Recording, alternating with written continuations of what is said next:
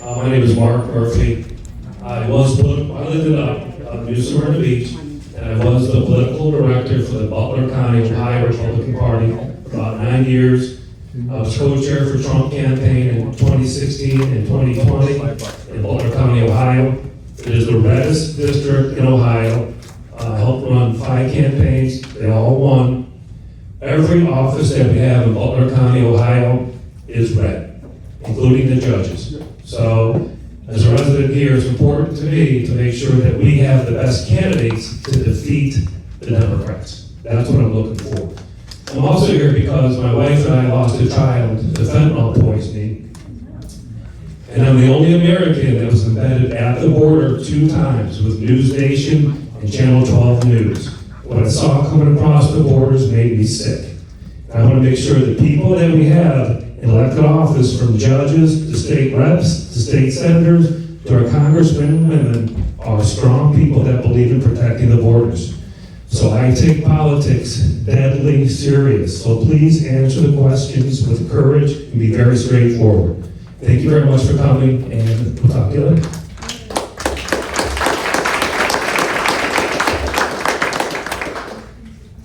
So first I'm going to tell you who I am and why I'm standing here at the podium. And then I'm going to give you guys a quick explanation of how we'll be handling things tonight.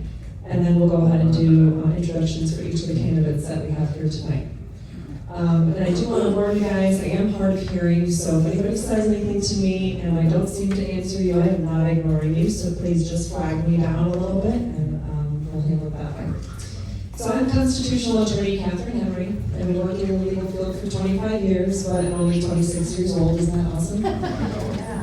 Initially, I was licensed as an attorney in the state of Minnesota, but now I'm licensed in the United States Supreme Court, the state of Michigan, Saginaw Tribal Court, 3 U.S. District Federal Courts. And I've also served in government as a Downtown Development Authority member, a Planning Commission member, and a Township Board member in Michigan, which is akin to a City Commission member here. Aside from running my own law firm, I've also served as a public defender, guardian ad litem, lawyer for children and abuse and neglect cases, an IEP facilitator, special education, child protection mediator, a restorative justice facilitator in schools and court systems, case evaluator, foster care mentor, and a mediator in a variety of different kinds of cases. Politically, I've served as a state committee woman for the Michigan Republican Party. I authored and served as legal counsel and chief organizer for the Restore Freedom Initiative State Constitutional Amendment in Michigan in 2020. I've spoken against government overreach, defending our God-given liberties at hundreds of events from Michigan all the way down to Florida. And I fought against Governor Whitmer's COVID shutdowns and executive orders in the legislature and Michigan courts, ultimately arguing their unconstitutionality in the Michigan Supreme Court in 2020. And we won that case. Side note, unfortunately, the Michigan Supreme Court didn't believe me that she would just utilize a different statute, and so they should preempt and say, no, you can't do this under the Public Health Code either. And she promptly did that days afterwards, so it was years more of litigation for the people in Michigan. On a personal note, I am a recent breast cancer survivor, a business owner, a wife, a mother of 5, and a homeschooling parent for the last 12 years. And currently, my law firm hosts a website of a lot of free, valuable legal documents and information. It showcases thousands of educational videos about the law, the Constitution, and the proper role of government. I host a podcast twice a month, taking live call-in questions from viewers across the country, and I send out a weekly newsletter. So it's with all of that in mind that I fine-tune the questions that were submitted to us today. So as far as the questions today, we had a little bit different format envisioned, but we were blessed with 15, maybe 14 candidates. Are you one of the candidates? I am not speaking tonight. Okay. I just wanted to make sure you weren't the person that was supposed to fill the chair, so. So either 15 or 14 candidates, depending on if the last candidate shows up. But at any rate, we have a lot of information that we want to get from these candidates, and we can't stay here until next week. So with that being said, we had dozens of questions that were submitted, and I had to narrow them down to 7. $5. So what we'll do is we'll take turns Each candidate will answer every single one of the questions, but we won't start with the same person every time. I mean, we all love Aaron and all, but we don't want to pick on him for every single question to go first, right? So, what I do want to do though, right before I jump into the 1-minute introductions for the candidates about themselves and their platforms, is to let you guys as candidates know that we did have dozens of questions that were submitted for tonight's forum. Given the large number of candidates present and the time constraints we have, like I said, we're only able to ask 7 questions this evening. However, I strongly encourage each of you here tonight to publicly address, either through your website, social media posts, or maybe some short videos, other important topics that were not included in the final questions here tonight, which include things like affordable housing issues, voter ID and proof of citizenship for voting, homeschool freedom versus homeschool restrictions and regulations, biological men and women's bathrooms and sports, the current mental health crisis, government funding of the arts, what the main purpose of government is, which presidential candidate you supported in 2024, and whether you stand by that decision today. So those are some of the topics that I think are also still important, and unfortunately to those of you who submitted those questions that didn't get selected, I think they're important, but like I said, we just have limited time. So I think we covered everything. So with that being said, you have the other link, and we're going to go ahead and give 1 minute to each candidate to introduce themselves and their platform. Welcome. I am glad to be here this evening. For those of you that don't know me, my name is Aaron Baker. I'm running for the 6th Congressional District, which is Deltona Beach all the way up to St. Augustine, over to the middle of the state, roughly I-75 and straight up. So big rectangle, huge Congressional District. That's a lot of miles on my truck. So far, about 214,000 miles on the Suburban. So no, I'm not a big fan of $4 gallon gas. That's a different story though. I'm running because I want to take care of the community. I was born in Lakeland. I grew up going to Deltona Beach. I grew up going to the Deltona 500.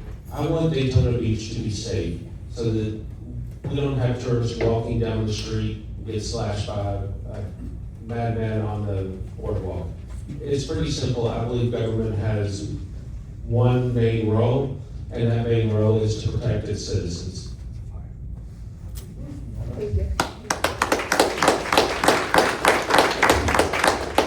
Hello everyone, my name is Michael Don Johnson, and I'm an Army vet, and I also work with Pentagon with the state agencies for over 30 years. And I'm one of the guys that fought fraud and corruption on the ground floor. We put lots of cases together, took them to the federal prosecutors, and every case that we brought forward, we won. I think it's time in DC to have someone that has experience fighting corruption within the federal government. We sent U.S. Marshals around this country to find people that took money from the federal government, had them hunted down, and we caught them, got them back in for prosecution, and that's what we need to do right now in Congress. There's so much corruption going on right now, it's unbelievable. And I'm running because we need to stop corruption. And a lot more on my website at Michael Don Johnson for Florida. Thank you. Hi, I'm Sarah Ulrich. You're gonna feel that in the back of your throat. I'm a 7th generation Floridian. I've lived in the district, which goes from Port Orange down through Altamont for, let's see, since 2011, and Florida was just north of us. I'm running because I see corporations and politicians taking advantage of people in this country, and no one is stopping them, and we have got to stop them. I have 2 children. They are over at MSU. I own a small business where we renovate homes, and I was hired at my most recent company for the compliance department, and I will tell you more about that later, but we do want to make sure that people work within the bounds that they are given.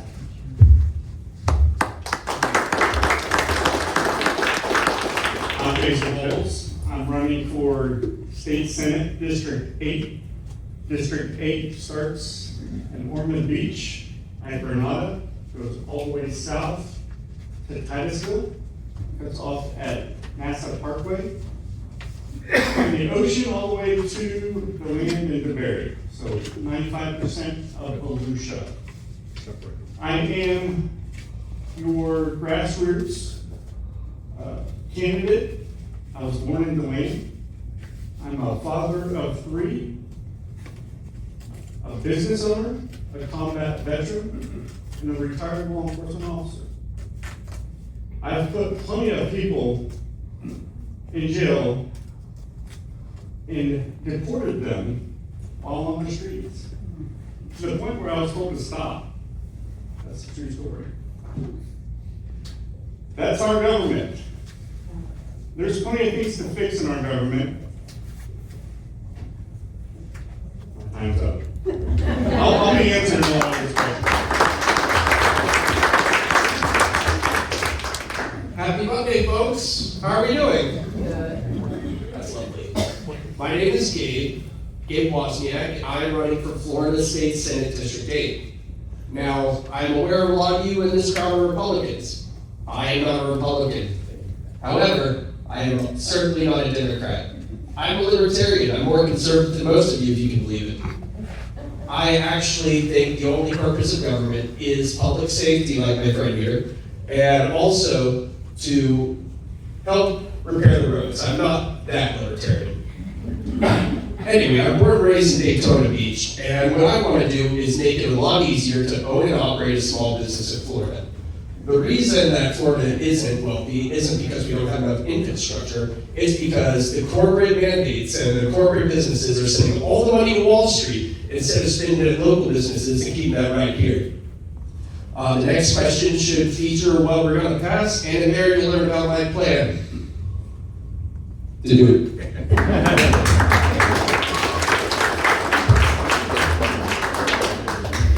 Good evening. My name is Dr. Frank Colliage. I am a public adjuster by trade. I am a veteran of Iraq and Afghanistan. I grew up in Zephyr Hills, Florida, and I want to thank you for having me tonight. I also want to thank my lovely wife, Suzette. She's been with me for 20 years, and we got 2 teenage daughters, which is why I am bald and I got gray in my beard. And I am running for Florida's Chief Financial Officer, and the reason I am doing that is because I'm tired of insurance taking advantage of all of us and no one in Tallahassee standing up to them. Yeah. My job right now is I fight insurance companies for a living. I really do. I'm a public adjuster, and I'm not going to stop that fight when I'm elected as CFO. CFO's office regulates it, and you'll hear all about that tonight. Thank you. Good evening, everybody. I'm Mike Pionatowski, and I'm running for Volusia County Council at Large. I've been in Volusia County for 56 years. Cop, paramedic, emergency manager.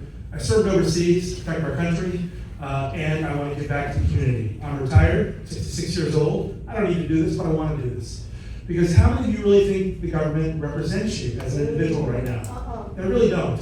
So I want to make sure that when I'm elected to the Volusia County Council, that I will help bring Volusia County government back to the people. So that whatever you want done is brought to the dais and it gets done. So that we listen to you and do what you want to do. So why did I get into this race? Overdevelopment and flooding. My home has been flooded, my property's been flooded, secondary to development right next to my home, which we've been in for almost 40 years. So it has changed. Volusia County has changed. We need to get the reins on development and do a lot of things that protect us and our properties and the way of life in Volusia County. So MikeP4Volusia.com. Thanks. Thorne, I'm running for County Council District 1. That's the west side of the county from Seville to Pearson to Barberville, all the way down to the edge of the Beery. I am running because this county is sick. I see it as a sick patient. I'm a former cardiac rehabilitation nurse, and let me just tell you, the flooding, the overdevelopment, all of the rezoning, it is high time that we put a stop to it all. We need to start listening to the people when they come to us and they say enough is enough. I'm tired of not being heard, and so now I will be. Vote Melissa Thorne.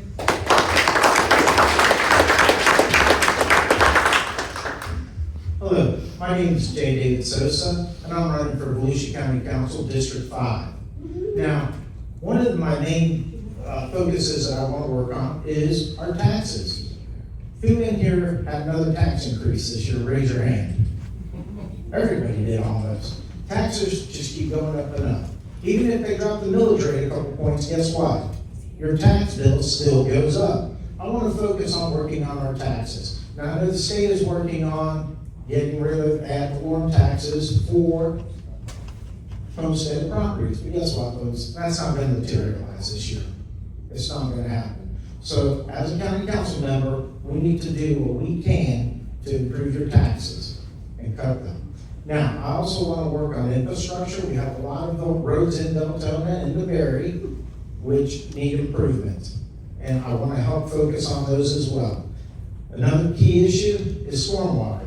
In Deltona alone, we had a lot of properties flood.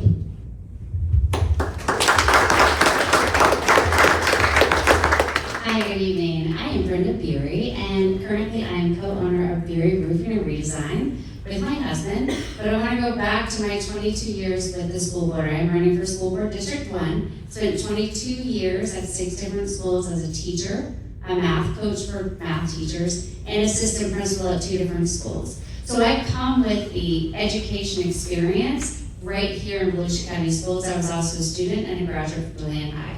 Now fast forward to our company that we started at $0. We now make $4 million a year. And I tell you that because we keep it in the black. We don't spend money we don't need to. We don't waste things we don't have to have. But we are so rooted in our community, not during campaign season, all the time, that we always give back. You'll see us everywhere. We sponsor, we give free roofs. We're doing a free roof for a teacher during Teacher Appreciation Week, coming up May 4th through May 8th. We do free roofs for veterans. Every year we have a contest. This will be our 6th year. So I'm Brenda Beery, running for School Board District 1. Hi everyone, my name is Jaclyn Carrell, and I'm running for Volusia County School Board in District 1 as well. I am a mom, a wife, I have 4 beautiful children. I am also an education and community advocate. I've been heavily involved at the state level and the local level for the last few years. I think one of my strengths is that I am a system outsider. I have not worked for the school board before. However, I've been on the outskirts and very involved in other areas, but I can be a new set of eyes. I can be a true voice that isn't compromised. I can represent all of the stakeholders, and I am very, very proud for the work that I've done in parental rights as well. I support school choice, but I want to see our public schools become a viable option again, a competitive option again, because we all do pay into them. And right now we are losing teachers, we're losing students, up to 1,000 a year just from Volusia County, and we have a lot of work to do and a lot of changes to make, and I hope to be a responsible voice with transparency. Thank you so much.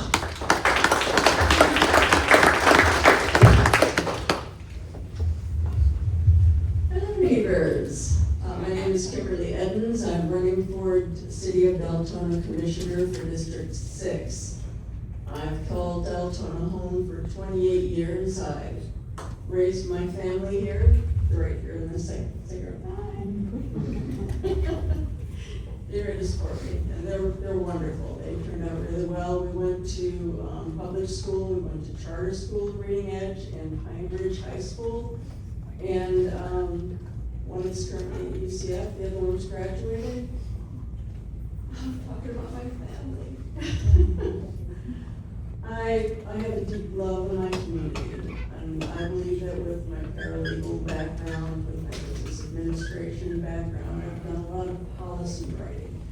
I helped 501c3 actually become one. So I do paperwork, look at budgets, and I'm ready to do a fiduciary audit on the city of Deltona. Thank you.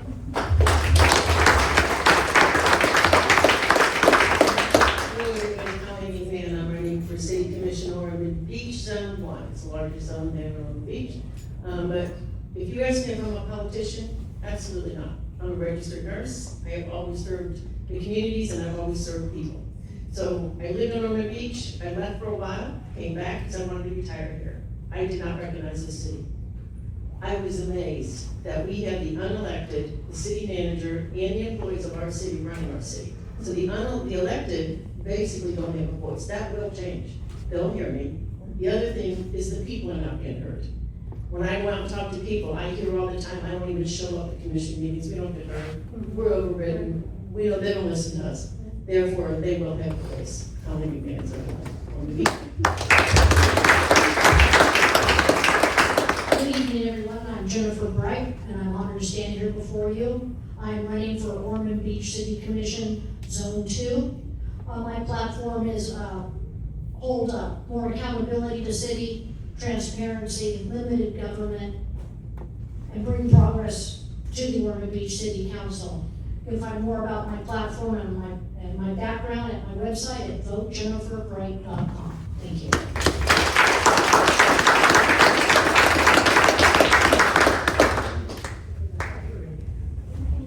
She was quicker than I thought she was going to be, so I wasn't prepared to take the mic yet.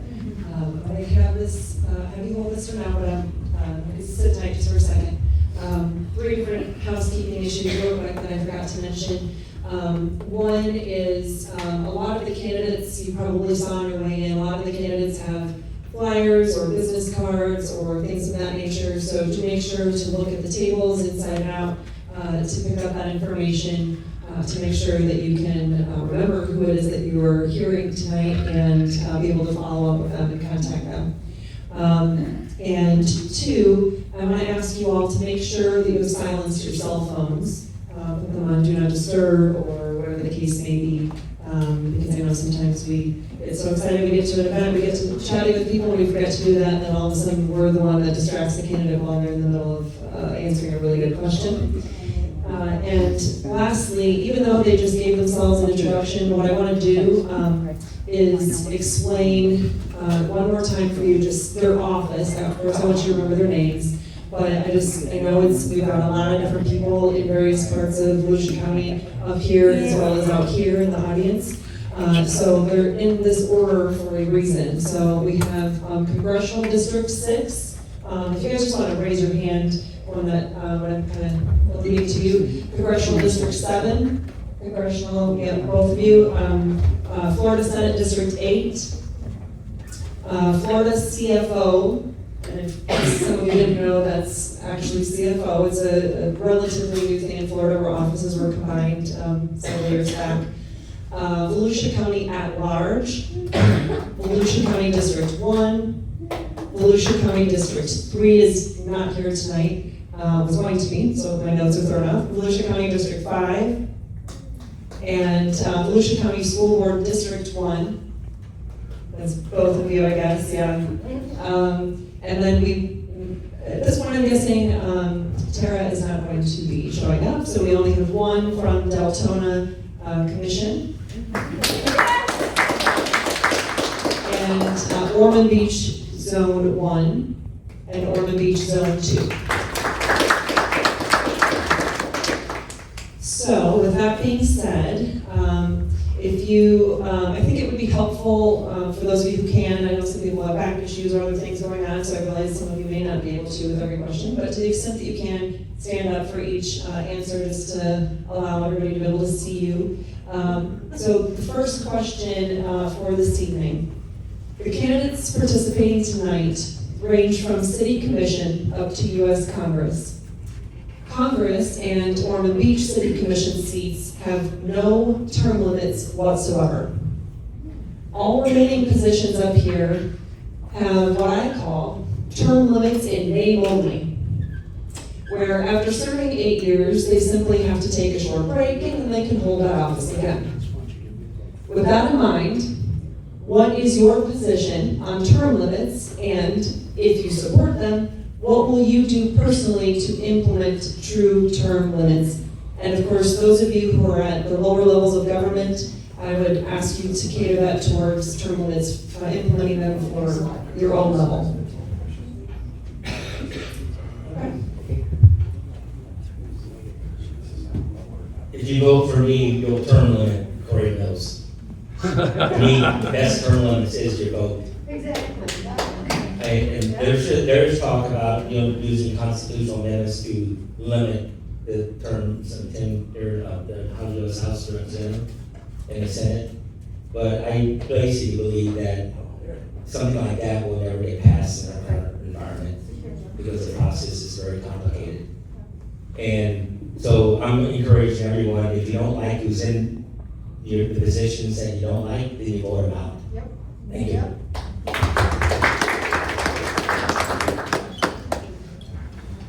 I don't disagree. I think voting people out is a great way to enact term limits right now. But we can't just rely on that. We do need firm term limits. I think something like 10, 15 years is reasonable because you don't want the staff, you said you don't want the staff running the office.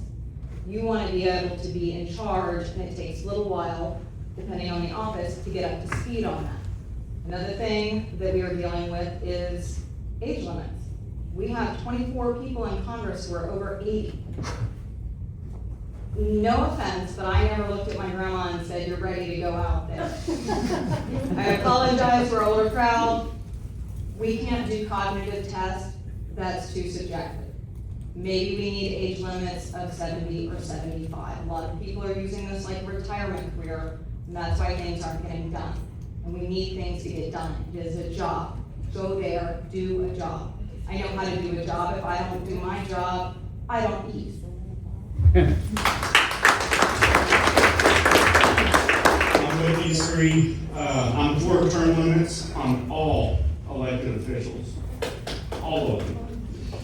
At the state level, I can advocate to make that happen, but the reality is, your vote is what really changes the tides here. That's what changes everything. You're important, not the term limits, but having those in place, it reminds us. It reminds us and it keeps us honest. Thanks.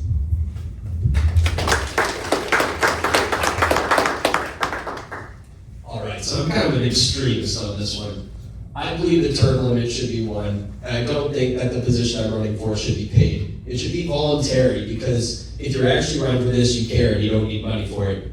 I think that one term is good enough. And if you're worried about the staff influencing your candidate, then don't vote for stupid candidates. Vote people who can think for themselves.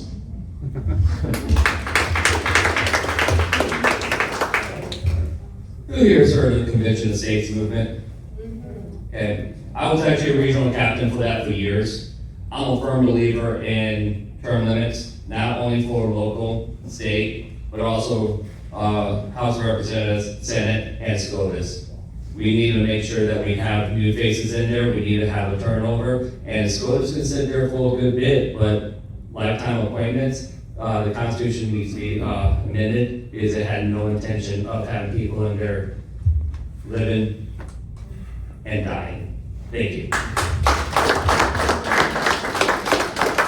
So if you think about the way our founding fathers set up the business of government was, you're a blacksmith, you're a farmer, you're whatever, you get elected to a position, you leave your home and you serve, and then you go back home and you go back to being a farmer or a blacksmith or whatever. I don't believe, and you shouldn't believe in professional politicians because they become intransigent. All they do is work to get reelected. And the business of the people does not get done. You see it in Washington, you see it in other places, and I'm term limited by my age. I'm 66. I'm not making this a career. I'm making this to serve you. Probably the next 4 years, maybe 8, I don't know, we'll see. And then I'm done, because my wife and I want to travel. But we should have term limits at every level, in every government office, because we need to turn it over and get the right people in office. And of course, voting does work sometimes, but it doesn't always work. So I believe in term limits at every level. Thank you. Term limits 110% for every single elected official, period.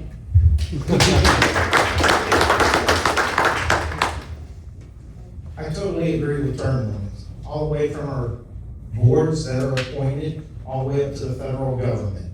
Now, I will say, in our local municipalities that would be under my control, the county, as well as the city of Beery and the city of Deltona, all have a very good structure put in place. But our term limits in place with a maximum of 8 years for that position. So that is something I agree with, and once again, your vote at the ballot is also the ultimate term limiter.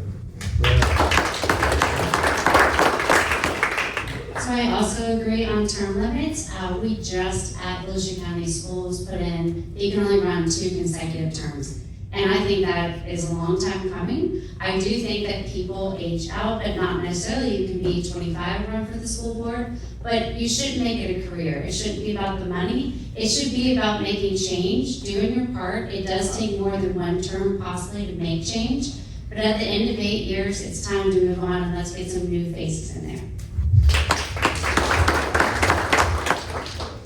I absolutely support term limits on all levels of government.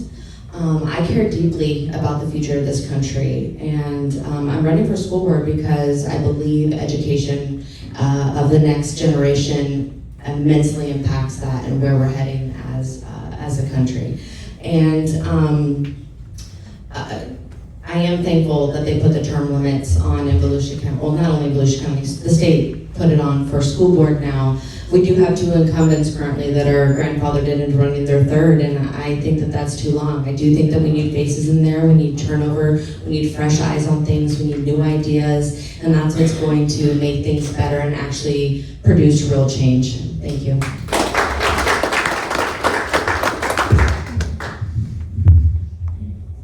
Yes to term limits. And I know that in the city of Deltona that there is that 2 terms and then you take a break and you can come back and run again for the commission. I think that that's not okay. And I agree with my colleagues that the founding fathers said you take off from being a lumberjack and be a legislator for a term, and then you go home and go back to work.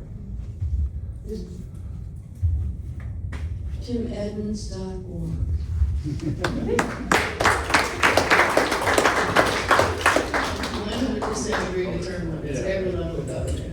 But I'm going to take it a step further. We need to get to the planning boards, the advisory boards, all those boards we have. We have a gentleman on our advisory board that's been there 36 years. Oh, he knows the city so well. No, we need at the advisory boards, we need to have new faces, and we need to get them off of there so that we can have people that can come into the city and join our advisory boards, because we are part of the community as well. We might have just moved in, new residents, but we're here because we pay taxes and we deserve to be here too. I also agree with term limits, and I've spoken before about term limits, and I believe Ormond Beach needs to put them in place at all levels of the government. And also not only the term limits, they need to change the charter and also make the term longer than 2 years, because in 2 years, nobody can make sufficient change. Thank you. Last but not least. So for those that are unaware, there is a national movement underway, and any of us that run on a federal level, they ask us to sign a term limit pledge that says once we go to Washington, that we will co-sponsor and or introduce term limits. I have signed that pledge. I would stand by that 100%. It's very easy for us to say that we will simply vote our way out of this, but we have to have free and fair elections, meaning paper ballots, Right. and counted at the precinct level before we actually have the ability to vote our way out of this.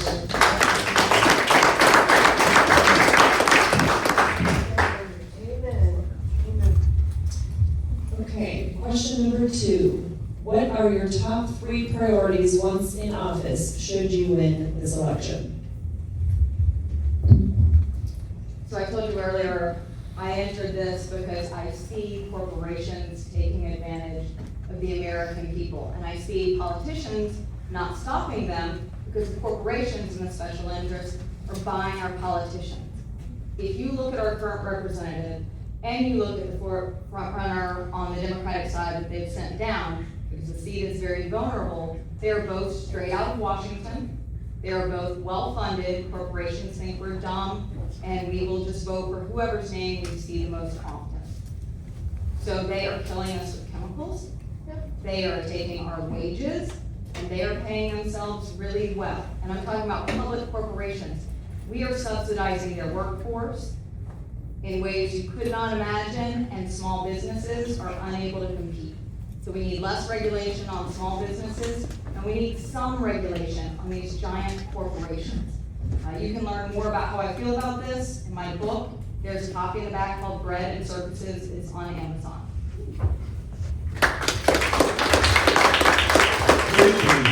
Well, there's plenty of stuff to fix up in Tallahassee.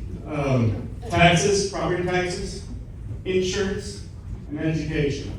Those would be three very important things, but really, my main focus when I get up there is to stop turning District 8 into Section 8.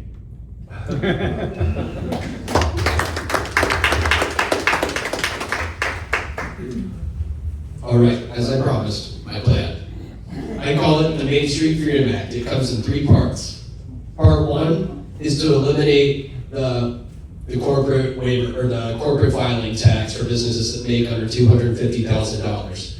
When you make that little revenue, there's no reason for you to fill out corporate tax.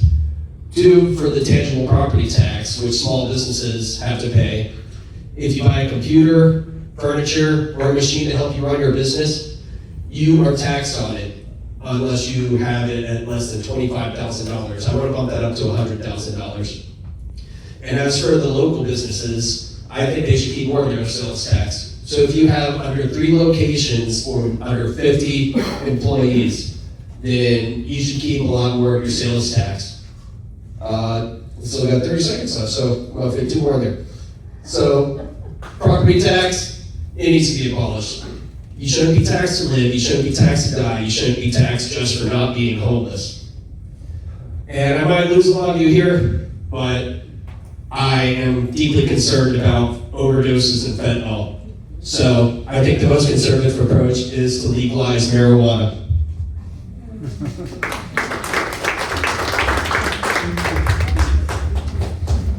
All right, for those who don't know, the chief financial officer, he regulates insurance. So the 3 things I want to do: 1, I want to tackle insurance prices because it's out of hand. 2, I want to reorganize Office of Insurance Regulation because right now you got a insurance commissioner that rubber stamps things that limit your policy, so you're paying more and actually getting less coverage. And 3, and most importantly, I want to take all the financials that are given to the CFO's office, I want to make them public. That way the people can audit your elected officials. Thank you. 3 things. Well, budget accountability, right? We want to make sure that your money is spent wisely and it's spent legally. If the state has their way and does away with ad valorem taxes on homesteaded properties, where's that money going to come from? So before that happens, and it may not happen this fall, we want to make sure that our budgets are tight, that we're living off of our checkbooks. The tax money comes from you. So we want to make sure every penny of that is spent wisely and as smartly as possible. Let's talk about workforce development. Who do you call when you have a problem? You call a plumber, you call an electrician, you call an HVAC guy, right? We want to make sure that our schools are putting out the right jobs to the right people, so that these folks can make a living in Volusia County and stay in Volusia County. It's very important.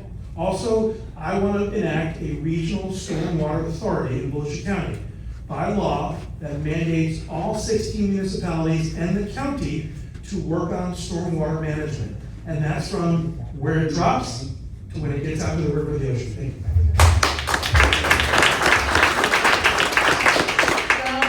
Tried to do a moratorium on building and they couldn't get that passed. So I hope to get a moratorium on building so that we can stop the overdevelopment of our county, number 1. Number 2, rezoning has been a major issue, and that is and because of rezoning becomes all the development. So they go hand in hand. So we gotta stop the rezoning. The ag land needs to stay ag land. We are losing 46,000 acres of ag land a year. We've got to stop it. Number 3, I got to save their water. We're not going to drink our sewage. I promise you that.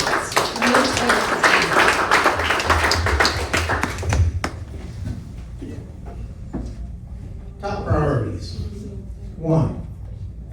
responsibility. No new taxes. Well, what do I mean by that? Not only do I want to see the millage rate come down to a rollback rate, which would be no new taxes. Also, non-ad valorem taxes appear on your tax bill. I want to ensure that the county does not add any new non-ad valorem taxes. I know the city of Deltona right now is currently looking into adding a new tax, which is a fire assessment fee. I totally oppose any new fees or taxes. Next, infrastructure. Infrastructure includes a lot of things. It includes your roads. I know there's several roads within District 5 that really are in disrepair that need to be repaired. Okay? Not only that, flooding. We had several studies out, and I know the city of Deltona put a study out 3 years ago, and I haven't seen anything back on it. They spent $1.6 million, and they have gotten nothing back on that. We spent a lot of money on studies, but we have done nothing to actually fix the problem.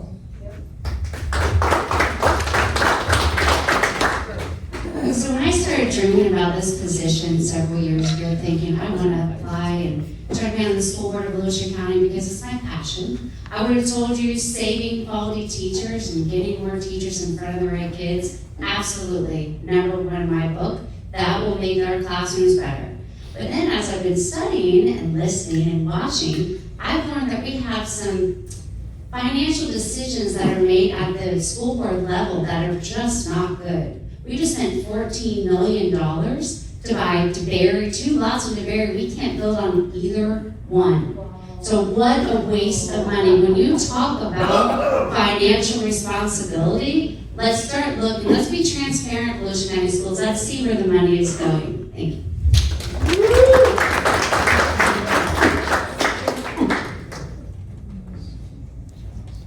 All right, my 3 top priorities absolutely is to help teachers. We need to work on teacher retention and recruitment. We also need to give teachers their autonomy back. We need to allow them to teach. They are currently inundated with teaching to the test, and their hands are tied, and there's no fun and creativity in the classroom anymore, and they are begging for the opportunity to use their expertise and their degrees and their creativity to bring a love of learning to the students. So we need to allow them to do that. Next would be curriculum quality. We need to bring classical foundations back to the curriculum. We need to bring phonics back to early literacy programs, things like that. Actual, real, basic math that's the same in all countries. The universal language. Kids need to know how to have real skills when they graduate. And then also transparency. We need a line item budget. We currently do not get that. We need to know where the money is going so we know where the waste is. We need to take that money, reduce the waste, and move it back into the classrooms. Thank you.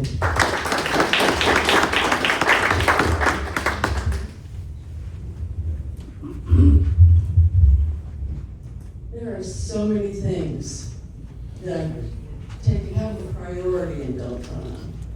Veterans, for example, we have the highest population of veterans.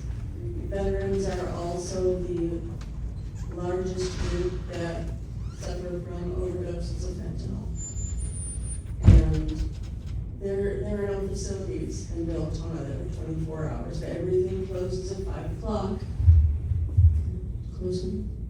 Everything closes at 5 o'clock. So if there's some kind of an episode, if there's an emergency treatment that needs to be had, they gotta drive to the land or somewhere else. And also interested in the fiduciary. Municipality, utility accountability, and forensic auditing, that's a big one.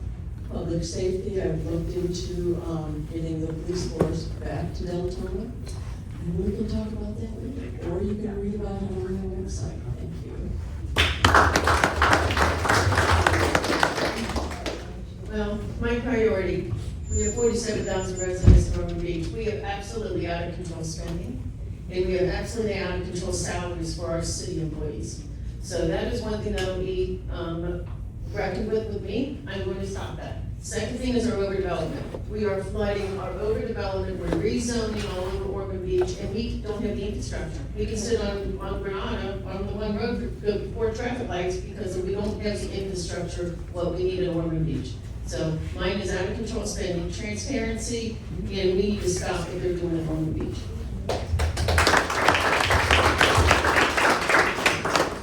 My top 3 priorities would be improving local infrastructure, that's a big one. Making government more accountable and stop the runaway spending. That in turn will drive down the taxes. These just aren't talking points, these are commitments, because we need these to build a better city government that serves its people, not itself.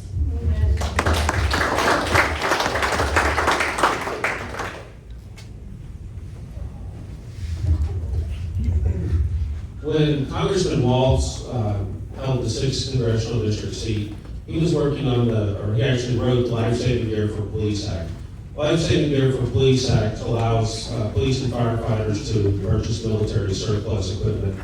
He introduced it, and I was hoping that once Congressman Fine went to Washington, that he would reintroduce it in the new Congress, and that our Congress would do something. Turns out we have the least productive Congress in the last 44 years. So that's number 1. Number 2, Congressman Walz was also working on beach erosion mitigation. That is huge. I mean, our beaches are our lifeline to tourism. And number 3, ban commercial stock trading.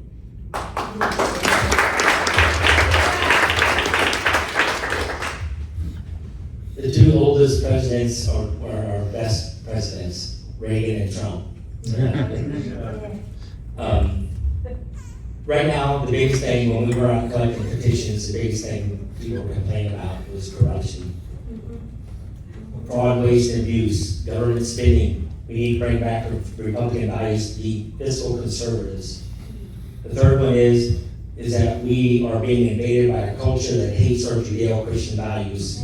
We need to stop the Islamization of America. And I believe that we should take back our bases that are in Middle Eastern countries that are hate our guts and bring them back to Europe or to Cyprus or areas that are allies to us. And I believe that as a fiscal conservative, that we should have competition to make a lot of these things and a lot of affordability come true, because that's the American way. Thank you.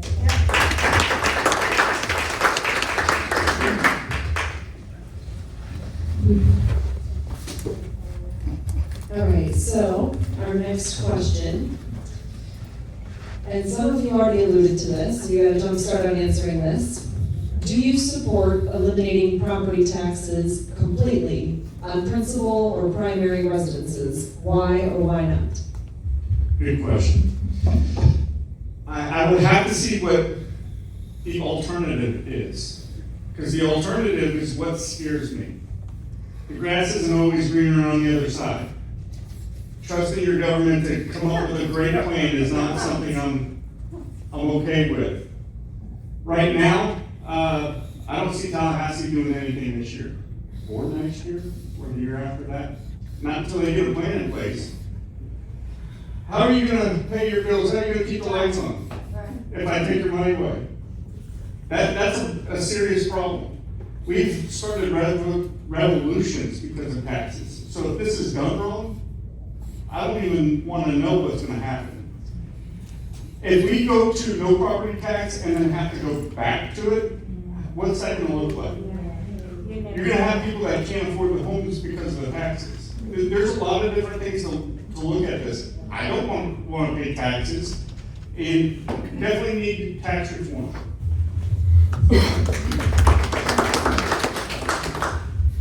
I believe in removing it from the primary residence. When it's a secondary residence that you're renting out to people, I think that it's very appropriate to have that reasonably taxed, because I don't think America should be a society of renters. I don't think a new family should be considering raising their family in an apartment. They have kids, they need a yard to play in. I think that it's perfectly reasonable to eliminate property taxes for the primary residence, and oh, sorry, I thought that was my time. And yeah, that's all I got to say about that.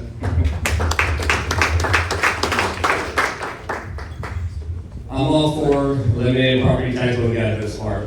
Right now, if you just get rid of homestead and property tax and you don't address everything else, then it's gonna hurt us. And the reason it's gonna hurt us because non-homesteaded property and commercial buildings, the tax is gonna go high, gonna go really high. So who's that's gonna hurt? That's gonna hurt low class and middle class, property citizens. The reason is because to make up for that amount, they're gonna tax non-homesteaded properties and commercial buildings, right? That means cost of goods is gonna go up, your rent is gonna go up, sales tax is gonna go up, because they gotta make up that money somewhere. So to do it right now without an actual legitimate plan makes no sense. How about if you're 65 years or older and you live in Florida, you own your home for the previous 5 years, then yes, you're tax exempt. If you're disabled, 100% disabled veteran or first responder, yes, you get you don't have to pay taxes. But to do it across the board makes no sense.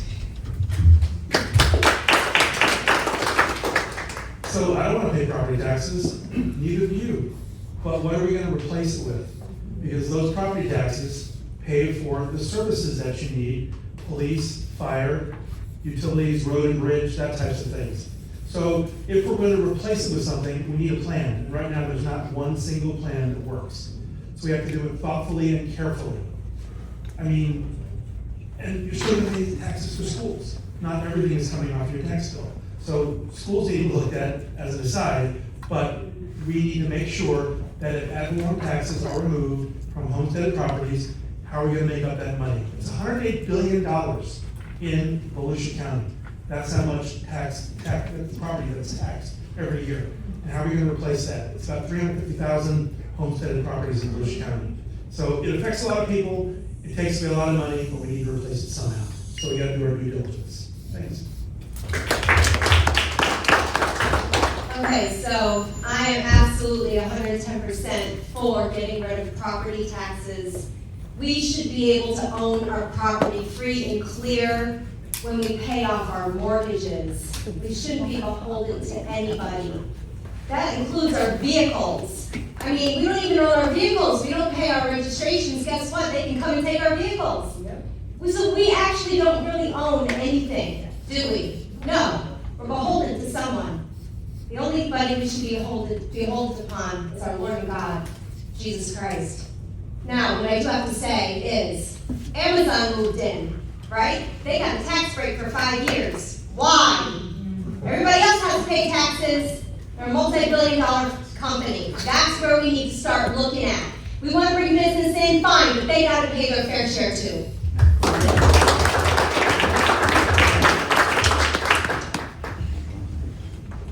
I believe we should not have to pay taxes on property that we own as our primary residence. Now, with the current plans that they have in place, there's some plans that the Florida legislature is tossing around, and none of them include getting rid of property taxes across the board. It's this little thing for this person, this little thing for this person. This is going to be exempt. So the way they have it set up right now, nobody really wins. You're still going to be paying property taxes. And what's going to happen is the lost revenue from the folks that don't pay the property taxes, say they do it for 65 and up, if there's a lost revenue there, how's that going to be gained for the local municipalities? We need to have a thoughtful game plan put into place. Are we going to increase the sales tax? Are we going to use a user fee? But the number one thing should be what? Reduce costs. Reduce costs at the local government level. Reduce costs, and then figure out how much is actually needed to get the job done. All right, thank you. So I probably don't have much new to say because these are all great answers. We do own 5 properties in Volusia County. We pay a lot of property tax. But with that being said, like I believe Jason said, what's the alternative? So they get rid of some property tax things, but then they add sales tax or they add it somewhere else, and then now we're, okay, we have cheap, are we gonna go, well, I'll pay more sales tax because I got cheaper property tax. We're not gonna do that. They're gonna get the money somewhere, and until they come up with a real solid plan on moving forward with this, I'm not for it yet because I just don't think they know exactly how to go about this. And if you're gonna go, each little subgroup gets this break, will they have to pay? That's really hard to track. And we know the people with the most money always somehow figure out how to get out of taxes, like Amazon. So those, I agree with you, that's the people we need to be looking at. I don't know if that's something the state is considering. I agree with a lot of what has already been said, but I will say, I was very happy when I was looking through certain proposals of how they wouldn't affect the schools. So, or most of them wouldn't affect the schools heavily. But I will say that a lot of school boards, a lot of school districts, not just our own, continuously blame the state for many, many things. Oh, we don't know what's coming down the pike. We can't get anything done. We can't allocate this. We can't do that. We can't change that. We're worried about the money, da da da da da. Well, just let it be known that there's many things that they could be working on and getting done, and it's not always the state's fault. Thank you.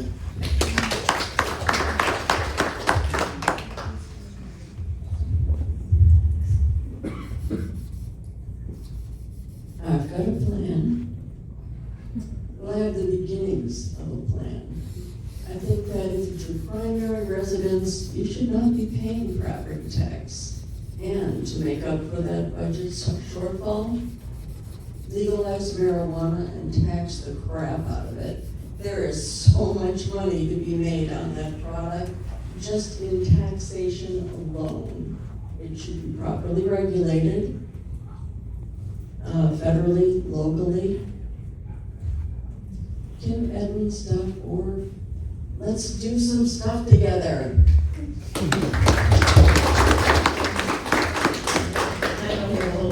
More to say, what everybody said has made great points. So what I would say is the local government has got to become fiscally responsible in managing their money. So the one person I would vote for that would not have property tax would be disabled vets. We should not pay property tax on our primary residence. We shouldn't have to pay rent to the government for something we own.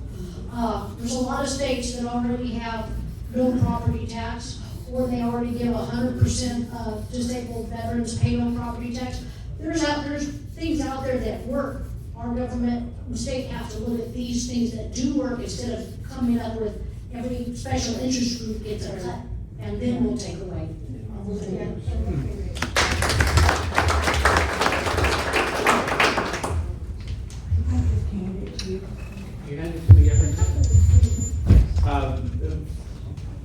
I think the property tax on the state level has been addressed by 12 people already, so I'll take the taxes on the federal level.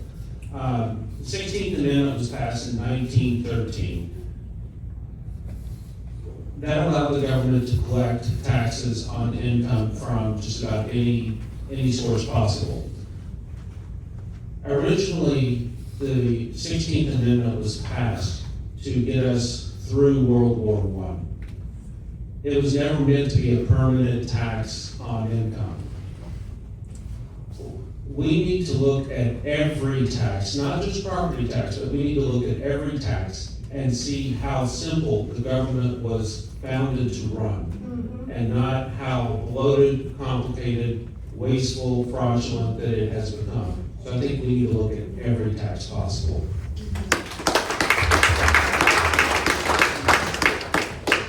I'm an old guy, but I still think outside the box. And I also can outdo a lot of 30-year-olds and it's out there collecting petitions too.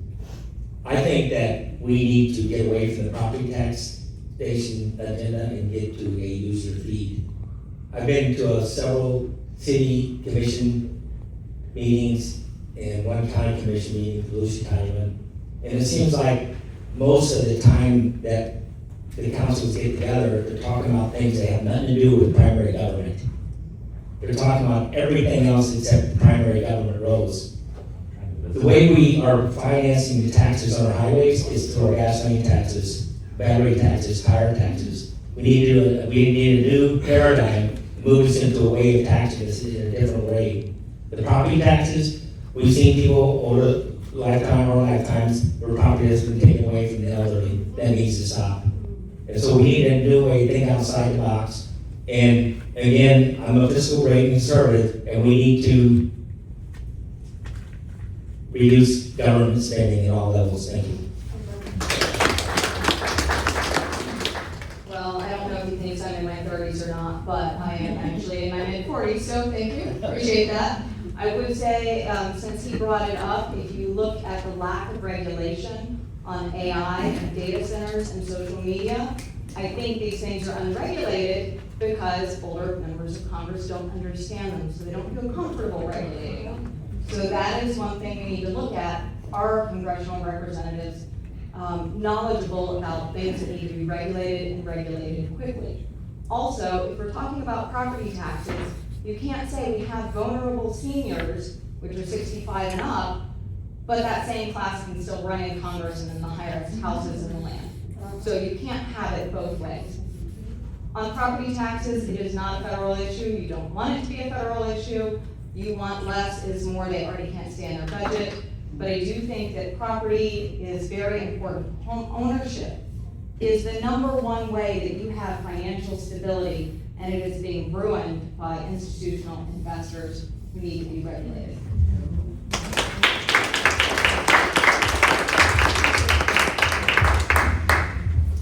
I guess I just really wanted to hear you answer the question twice, because I was thinking you hadn't got it yet, so. All right, guys, this is meant to be the fun one, I guess. So, the next virus outbreak is here, and it's much worse than COVID-19. While public health officials scramble to learn how to treat this virus, they want to limit the spread as much as possible. In your particular role, will you support implementing requirements for masking, social distancing, mandatory testing, vaccination, etc.? Why or why not? It's a rough one to start on. I absolutely do not believe in any mask regulations or vaccine mandates. I do not believe that the government should be in charge of this. We learned that from COVID, and it would be completely insane not to learn from our mistakes. With that being said, if you do want to go outside, go outside. If businesses chooses to close or need masks or vaccines, then that's on them. In a government building, it should be up to the individual completely whether they want to do it or not. If we're still paying taxes for these services, they should still be provided. They should not turn us away if we're unvaccinated.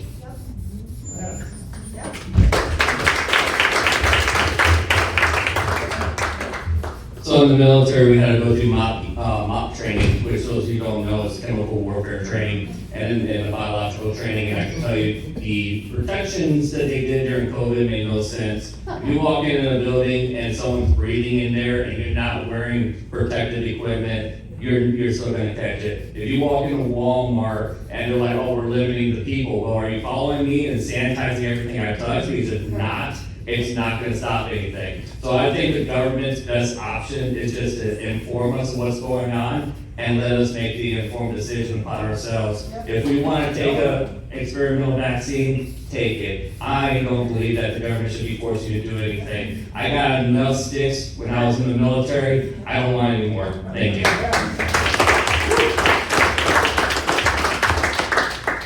Personal choice. It should be up to each individual to decide how they run their lives. Not the government when it comes to healthcare, not your employer. And I worked for a hospital system during COVID, and that stuff was just thrown down on us like a lead anvil. We have to do this, we have to do that. We didn't have the information to make those informed decisions. It was just told to us. We had to get vaccines, we had to mask up, we had to wash our hands. I believe washing hands is good, trust me on that one. But it's up to the individual to make the decisions whether they want to isolate, get a vaccine, or do whatever the government recommends. But get educated and make an informed decision whenever you make that decision. But again, it's your choice, not the government's and not your employer. Yes, my body, my choice, right? Yes, the stuff that they did to us for 3 years was absolute insanity. And for the people that actually bought into it, I felt so bad for them. If we learn nothing, just do what feels good and what is right for you. You don't push anything on anybody. You don't force anything on anybody. Everybody should have a choice, whether you want to wear a mask or you don't, whether you want to take a jab or you don't. And if you don't, then you shouldn't have to.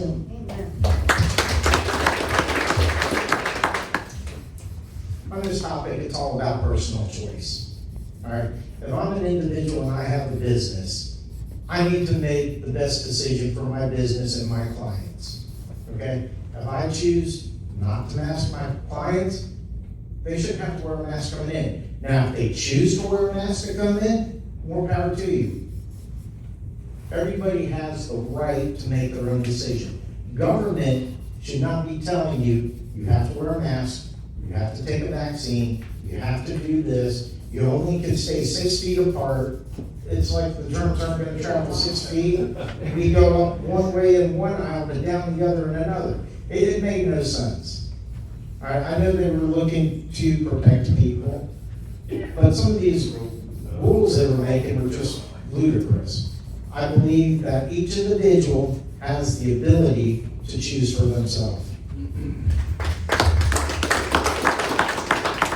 So it's a little different with students because they're minors. So it's hard to say, your body, your choice. So I understand when I lived through COVID as a middle school assistant principal, I was in the trenches. I was called an essential worker by my school board, 2 members of which are in here today.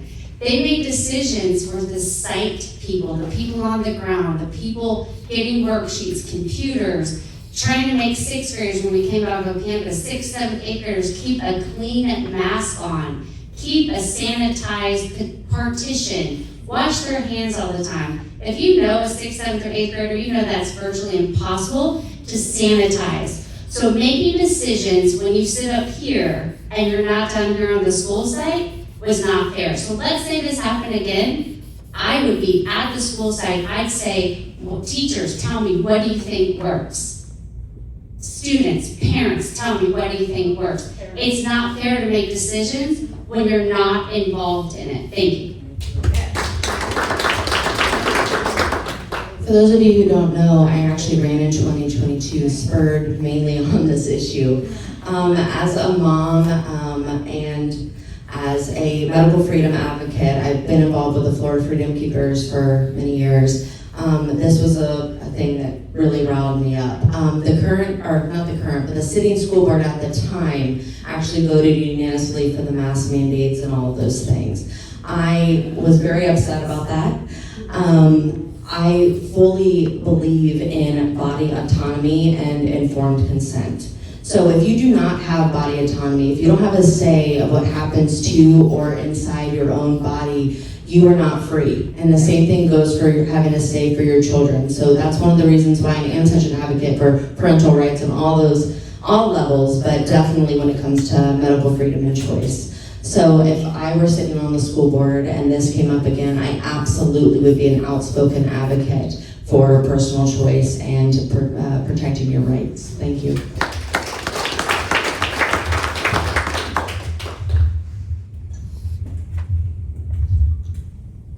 Neighbors, I think post-COVID we did learn a few things. I think that vaccines should be optional and free.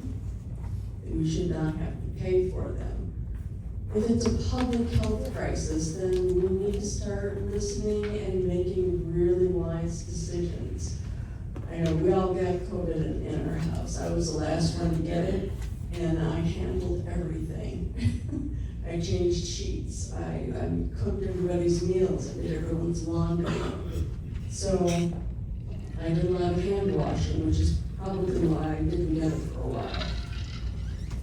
It is a personal choice. Your health is a personal choice. When it comes to children, I think it might be best to do Zoom classrooms. That way there isn't a lot of clash between the parents yelling at each other. You should get your child inoculated. Or, I don't want to send my child into a school where other kids aren't wearing masks. If we go ahead and take that kind of aggravation away, and make them Zoom classrooms during the outbreak, I think that might be the best way to go. Gabe Eddins, I'm here for you. I absolutely 100% disagree with any of the vaccines. I was part of a large healthcare agency, and actually across the country, my team took care of the employees that are working in the healthcare system, so I don't know about that program. So what I will say is we absolutely do not need to be told we have to take that jab. I have the emails where the nurses were going to lose their jobs if they didn't take that jab. They did not want that jab. Because we're receiving federal funds, they made us get that jab. We had one with an anaphylactic reaction, she still had to take that jab. So I say parents have choices, children, parents make the choice for the children. We have personal choices, and I say 100% no, a Fauci should be in jail. Personal choice, and there should be no federal or any government mandates of any kind on any person for any reason. And if it is a minor, that's the parent's choice what happens to that child. Not the school district, not a government entity. No one but that parent's.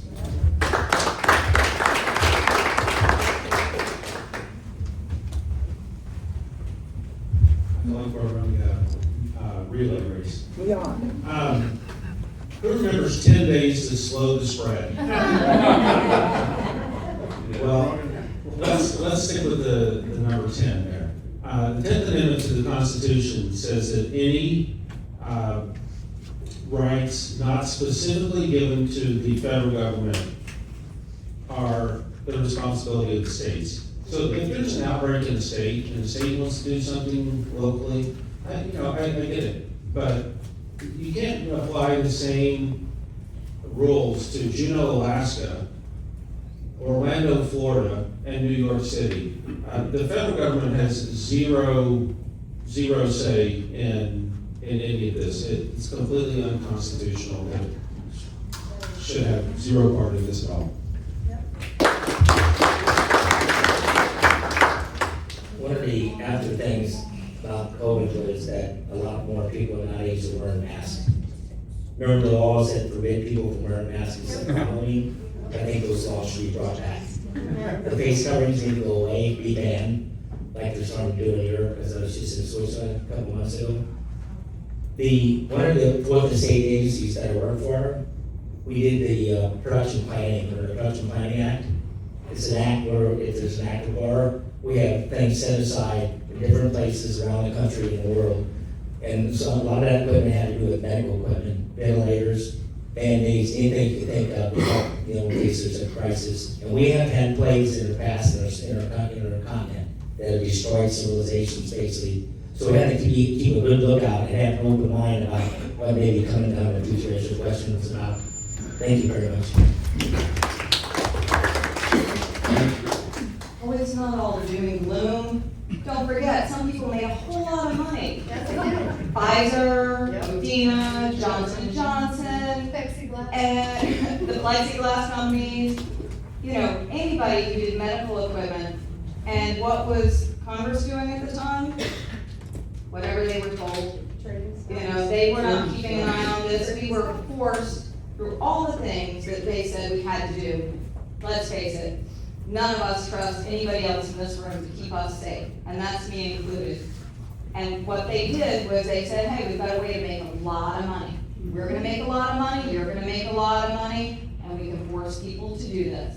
And that is totally illegal. And if that happened again, I think we'd all be a lot smarter in how we went towards the federal government and said, not on my watch.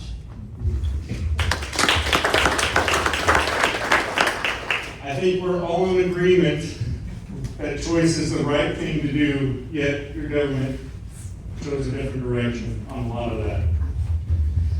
I think that the biggest thing as far as choice goes is educating the people so they can make that choice that's best for them and their family.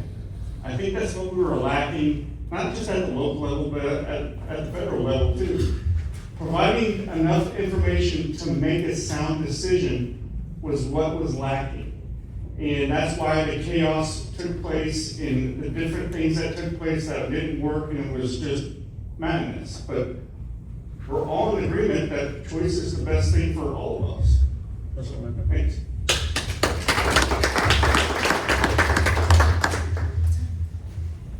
Each level of government, so that's including everybody here, from state to local, each level of government has thousands of laws on the books. Most are confusing. I say this as an attorney. Most are confusing, complex, and even contradictory. Many actually violate the rights of the people in some way. What role, if any, do you have in addressing that should you win your election?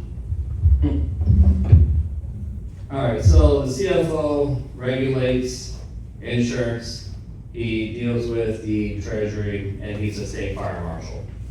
3 positions that 2 of those 3, many in here probably didn't know about. The laws pertaining to insurance is what I would be focused on because that's what I would be able to control right then, right there. If you want to know something confusing, read your insurance policy. And the laws pertaining to insurance is very straightforward.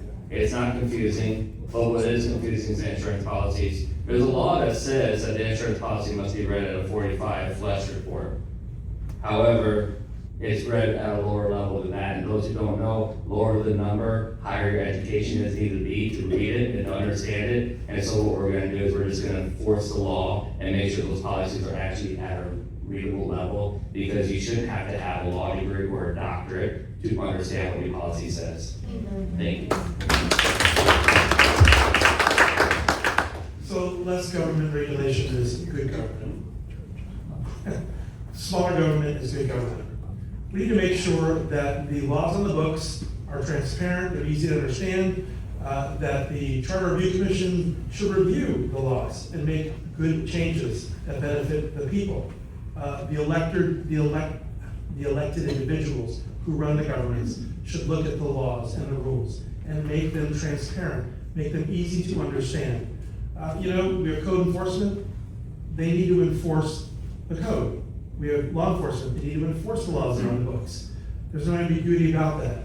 But any law or any regulation needs to be clear, concise, and transparent, and easy to understand. Volusia County is bound by a charter. So with the charter review, reviews it every 10 years. Go figure.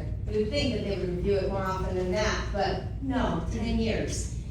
Once it goes into law, it's kind of stuck there into law unless you get an amendment that's put on a ballot, like the toilet to tap one that I'm trying to get on the ballot.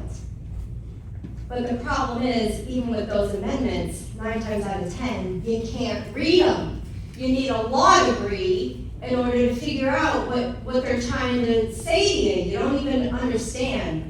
So transparency, yes. Bringing it down to where people can understand what is going on in government, we gotta bring it way down. Single item. Single items, right? Bring it out. And let the people know about what's going on, because 9 times out of 10, most people don't even know what's happening in their county. They don't even know elections are happening.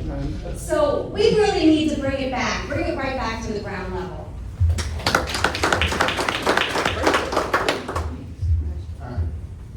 Everybody in here, with as many laws that are on the book, from your local municipalities, your state, and your federal government, guess what? You probably break 2-3 laws a day and don't even know it. Seriously, there are so many laws out there that it's ridiculous. So one of the things I have always thought of is in our municipality where I was a city commissioner, we spent months and time after time talking about ridiculous things like chickens.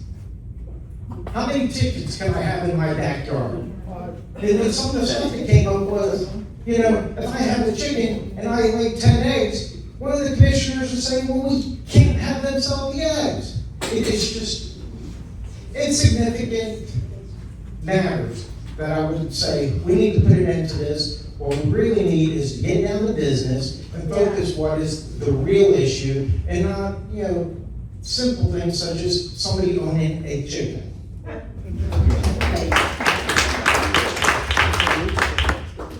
So as far as the school board is run by statutes and sunshine law. And so it's a little different than, just any one of us living our life in Volusia County. And so what I would start with when I get on the board is to educate the board on sunshine law and on the statutes. Like for instance, school board does not have their own attorney. They're supposed to, by statute, have their own attorney. They do not. The district has an attorney, that has a client privilege with only the district.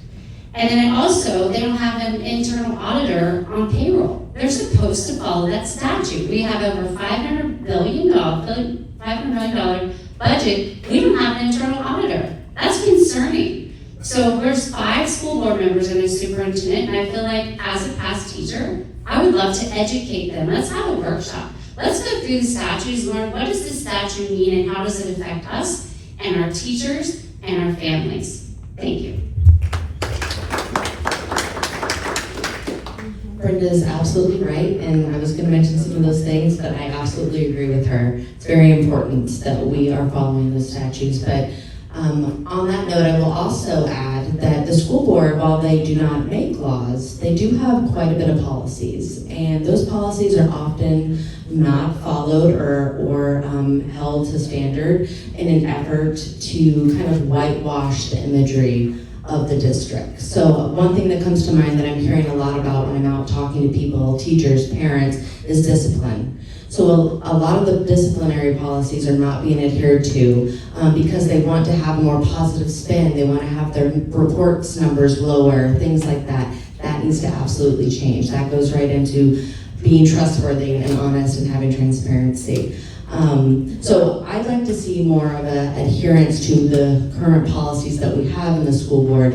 Another thing, just because it's personally has touched my family, is bullying policy. Right now, they take the victims out of the school rather than the perpetrator. That needs to change. So when I get on the school board, I want to revisit our policies. I want to educate the other members on what is actually there and make sure that we're holding the leadership, like the superintendent and the administrators, et cetera, into account and make sure that it's fair and being adhered to on all levels. Thank you.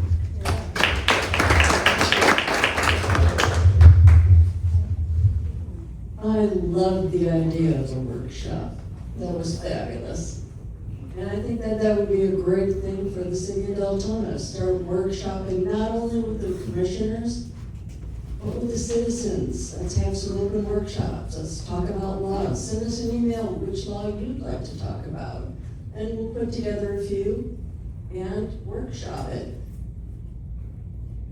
It shouldn't be hard. It shouldn't be difficult to go through and see what's allowable and what'll cost you money. That should be a very obvious thing. Thank you. Well, I can say I'm in the middle of that right now with Mr. Aaron Baker.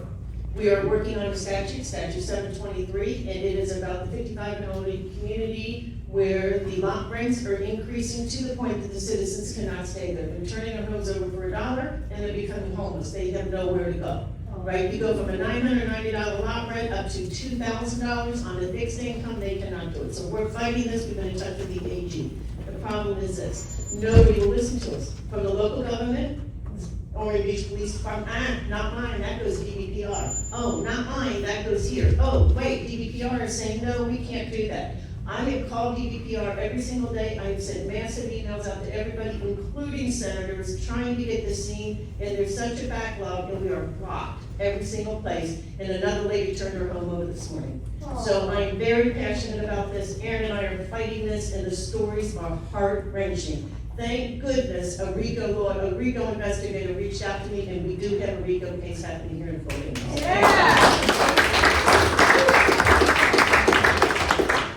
Well, at the local level, I think the biggest problem is redundancy. We have redundant ordinances, resolutions, we mirror state laws. If there's state laws, why do we have to make a law at a local level that is the exact same thing? We need all the redundancy removed. I bet you we look at the laws, and I bet you we can narrow them down to just about 10.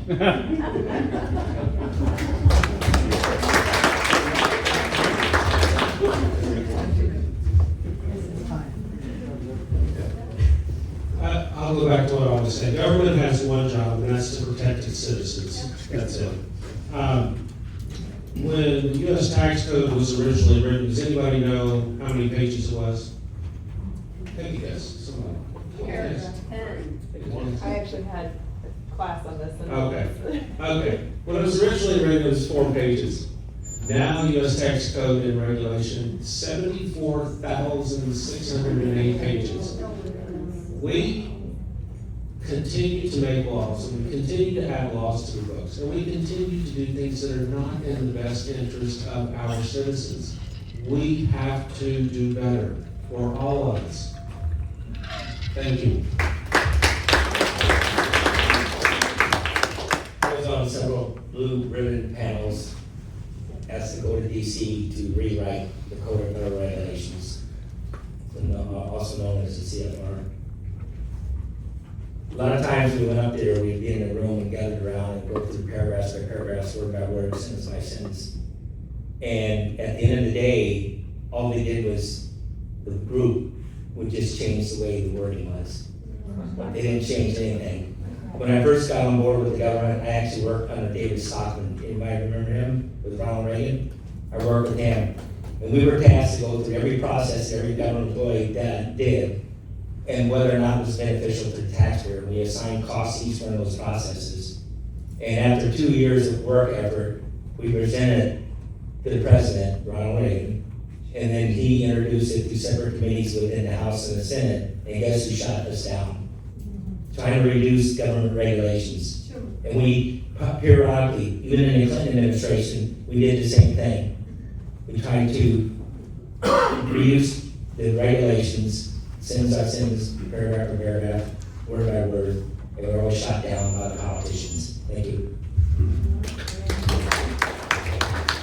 It's really sad that 2 years of work goes down the drain, but you've seen government work, and that can happen. Last year, the government managed to bring in, of our money, $5 trillion.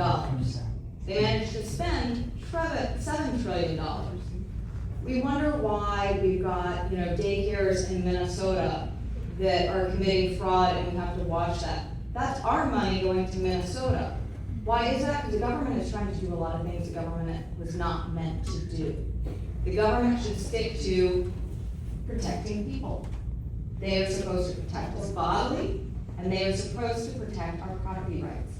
That's all. If we can get back down to those fundamentals, we will be spending a lot less. Our debt is running away. It's $39 trillion right now. Our debt repayment, the interest on it, is as much as we spend on the military right now. And it's accelerating. We don't need mega bills, we need less.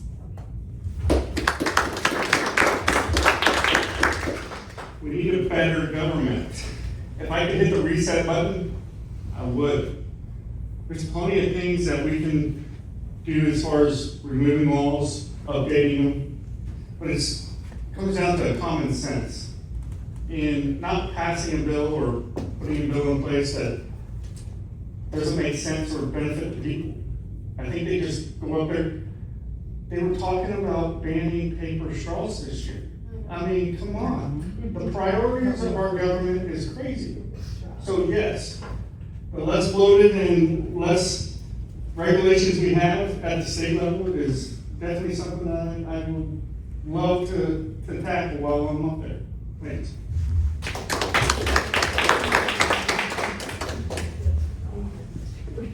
Laws can be divided up into two rule books. There's the Constitution, which the government has to play by, and then there's the rest of the rules. See, you can read the Constitution within minutes, right? But say you have a magic pill that makes you never long for sleep again. You won't read through half the laws you have to follow before you die. I believe that the only laws that should exist is when an entity threatens you personally, your property, or your rights. And I promise, when you elect me as senator, I will work like a dog to immensely abolish more laws that I create. Anything that doesn't fall within that guidelines, I'm going to propose to remove. Elect me so that I can leave you the hell alone.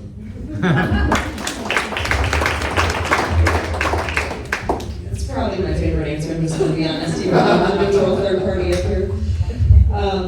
All right, so the next question, I realize that we might not have context, so I'm just going to give you one sentence of context. And yes, I used Grok to help me to make sure that it was all together and succinct here. But My question, I'll read the question, and then I'll give you a sentence of explanation, and then Mike, I think it's going to be you that's first to answer. The question is, do you support all county and local government bodies being audited by the Florida DOGE, Department of Government Efficiency? Why or why not? And so the caveat or the backdrop is some people may know that there is a Florida Auditor General and there's municipal governments participate in that, but the Florida DOGE office, what they do is not the routine annual financial statement audits that local governments must undergo, which are performed by independent CPAs and reviewed or stamped by the Florida Auditor General. So this is what the Florida DOGE is doing is far more in-depth and really truly looking at things and getting their hands dirty. So that's the question is if you support every single county and local government body in Florida being audited by the new office that DeSantis created. Should the CFO candidate answer that first? So, yeah, absolutely. I mean, you look at what's happening today in Volusia County. Daytona Beach and their P card debacle. City of Port Orange and their P card debacle. The county of Volusia is having problems paying their employees properly. The school board wants $70 million more to pay for teachers and staff. So this money doesn't come from the reins. This money comes from the money that you earn and pay as taxes. So we need to make sure that, yes, every government body, from the smallest soil and water conservation group to the state government itself, is audited top to bottom, line item, so that we know where every dime of our tax dollars is being spent, and that it's being spent lawfully and it's being spent smartly. Because the money doesn't come from trees, it comes from your pockets. And the money that the government takes from you prevents you from living your best life. And that's all I can say about it. Yes, I was so disappointed actually when Elon Musk and Doge got sort of discarded from DC. I think he hit the nail on the head and he was really doing some good work, and that's why they got rid of them. But if the Doge is anything like DeSantis's election security office, then I don't have a lot of faith in it. Yes, there needs to be a Doge, and there needs to be a proper Doge, right from the ground up, literally, from line by line, absolutely. We'll see if it actually transpires. I have faith. Yeah, trust your. Okay. Waste, abuse, and fraud. Does it exist in your local governments? Yes. $6 billion. Daytona, City of Daytona, perfect. Port Orange, City of Deltona, we've had our share. Okay? Now, to do it from the state level, the county level, to each municipality through a state agency, guess what that's gonna cost? A lot of money. So we need to take this more as a surgical approach instead of one big blanket approach. Yes, there should be a team. Yes, there are complaints filed at the state regarding certain fraud, abuse, and waste. Those ones should be prioritized and definitely look into being investigated. We had a mayor in the city of Deltona who couldn't read a 2-page travel policy and violated that policy not once but twice and wasted thousands of dollars of our taxpayer money. I do not approve of that. Instead of doing the right thing and paying it back, he got an attorney that cost us another $10,000 to defend him. And then the commission voted 4-3 that yes, he was wrong. Guess what? He got to vote for himself too, and of course he did nothing wrong. So instead of paying the money back, he kept it. So first, as a business owner, we get audited every single year for our $1 million general liability policy. So I know it's a headache, but it keeps us honest. We account for every dollar that goes out, every dollar that comes in. Otherwise, they won't insure us. So I totally agree there needs to be some audits in place for everybody. I totally agree. And as far as the school board, 1,000% we need audits because we don't have necessarily business owners that have to keep their accounts in the black They can spend money that they don't have to account for. We're not, like Jaclyn said earlier, we're not seeing balance sheets, we're not seeing transparency. We don't know where the money's going. So definitely believe in audits, 100%. I believe in audits at all levels as well. And when it comes to the school board, we have a $1.4 billion budget with a B, approximately 60,000 or less students, and we're losing more and more every single year. Where's all this money going? We are unable to fund our teachers. We're unable to fund support staff. We're unable to fund programs. This is why we need change. We need new eyes on things. I absolutely am excited to say that there's an audit happening right now that is supposed to be looking into what the current school board has been doing.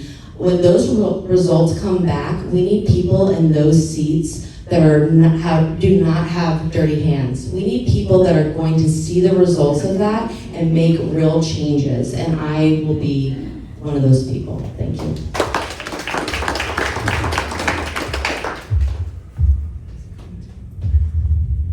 Mr. Sosa, true story.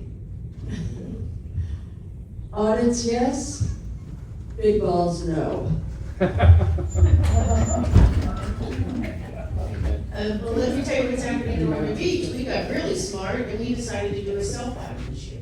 So it was a self-donating. So we're self-donating right now in Ormond Beach, and in the board meeting, what they said at the workshop, they said, well, you know, have you kept your time so you can show the residents that we really are so great, we didn't need to have this Doge audit because everything's perfect.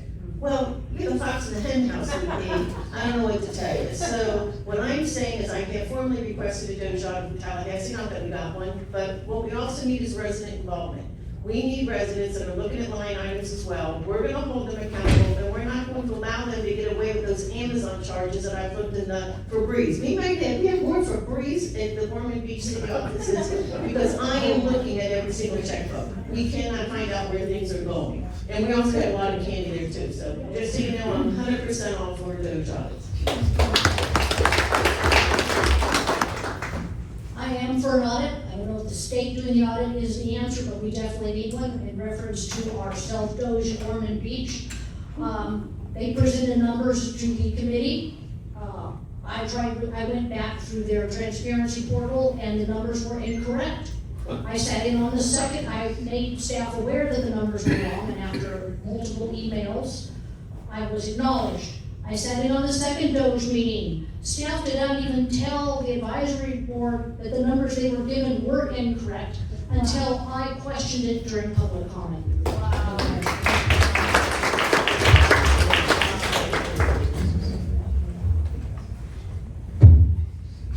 Thank you. Well, one of the things in Ormond Beach are, no bid contracts. Who's that arguing with no bid contract? I mean, you've got landscaping where they can't even tell you where the landscaping is happening, and it's $2.6 million a year. And you're like, what are you taking care of for $2.6 million a year? This is absolute madness. And that's at the city level. Once you get up to county, state, and federal level, and you get up to the congressional level, we just waste trillions of dollars. I mean, it's almost it is unimaginable. To Sarah's point earlier, right now we're at about 20% of all the money that we spend services our debt. Once that gets to about 25%, it is almost theoretically impossible to pay that debt back. We have to really tighten our belts across the board and get back to what government is supposed to do, and that's protect the people. I'm definitely in favor of third parties doing audit cities. When I was in the government, I worked for different agencies over my lifetime. And one of the things we did get called in, our agency got called in to audit NASA. And we put together teams. I was a team lead. We actually had to cut the United States International Space Station in half because the cost went over outrageous. We also, our teams were brought in to NASA to shut down the space shuttle program because more paper was being pushed around than it was protecting the hardware. If the birds would have went up 1 or 2 or 3 more times, they would have blown up and we had a disaster, so we shut it down. I was asked about a Boeing contract worth $15 billion.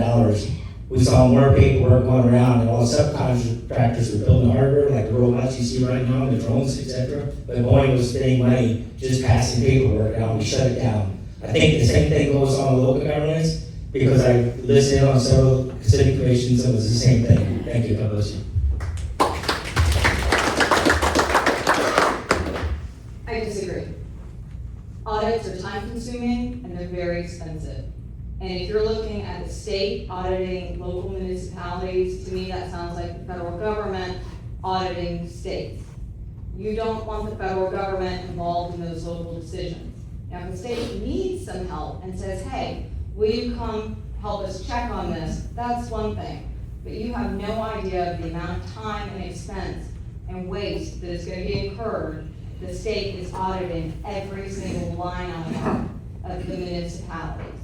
So I'm not saying there's not waste and there's not fraud, but if we can keep a closer eye on our elected officials, then we can root some of that out. Like you said, you saw, because you had the time to go spend and call them out on that.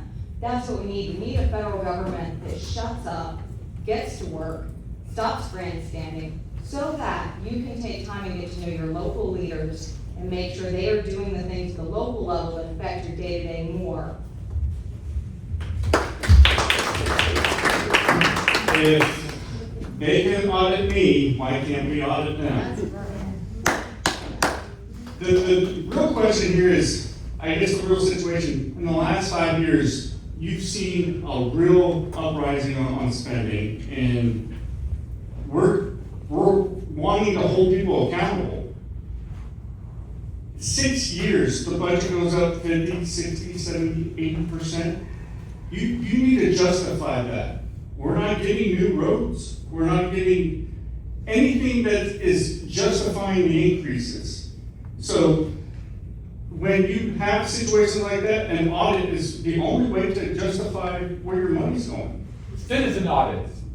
Yes, exactly. And then holding them accountable. So if we find negligence or actual criminal behavior, being able to hold them accountable right then and there, not wait until elections to do it. Citizen audit. Good point. Try not to fanboy here, but big fan of Doge. I think that we are perfectly capable of self-auditing. I'm a bottom-up government kind of guy. So I think every single time that we spend at a municipality or county level should be posted online on their website so we can track the receipts on our own. Have the city manager do it. I don't know about you guys. My city manager makes $300,000 a year. I don't know if you knew that about your city manager, but look up their salary. That's a job I'd do for a lot less. Right over on Beach Street, Deltona, there's a little park where the upkeep of it is like $100,000. I don't know about you fellas, I'm pretty handy with a weed whacker. I would take that kind of time to get. It costs as much to maintain that park as it does from International Speedway Beach to the I-95. So, thank you for watching. Problem is we haven't had an audit since January. The thing that's going around the CFO's touting as a financial review, it can literally say anything he wants because there's not an audit being conducted. As CFO, day one, I don't need legislative approval for this. What I will do is I will put every line item from every jurisdiction in the state of Florida on the DFS website and let you audit your people. Thank you.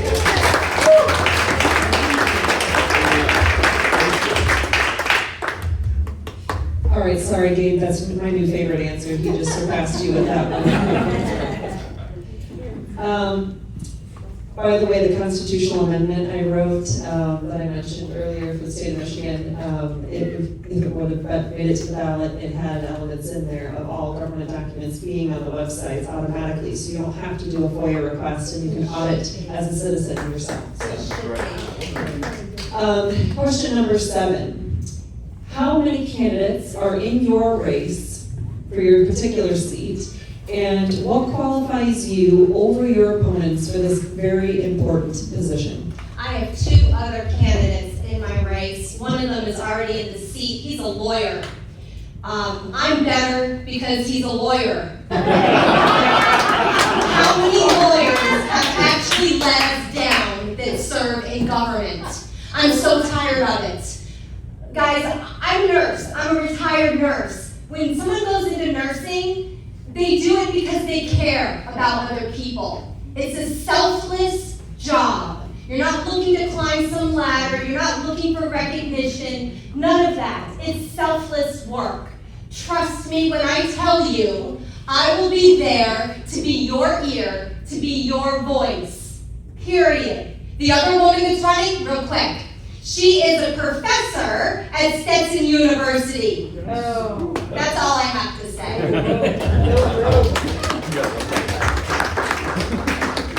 Tough act to follow with that. Here it is. I'm here to represent the people, the residents of my district of Beery and Deltona, as well as the entire county. I have an open phone. My phone number is plastered all over the internet. Not only do I not just keep information to myself, if you follow me, Julio David Sosa, on social media, you will see posts daily.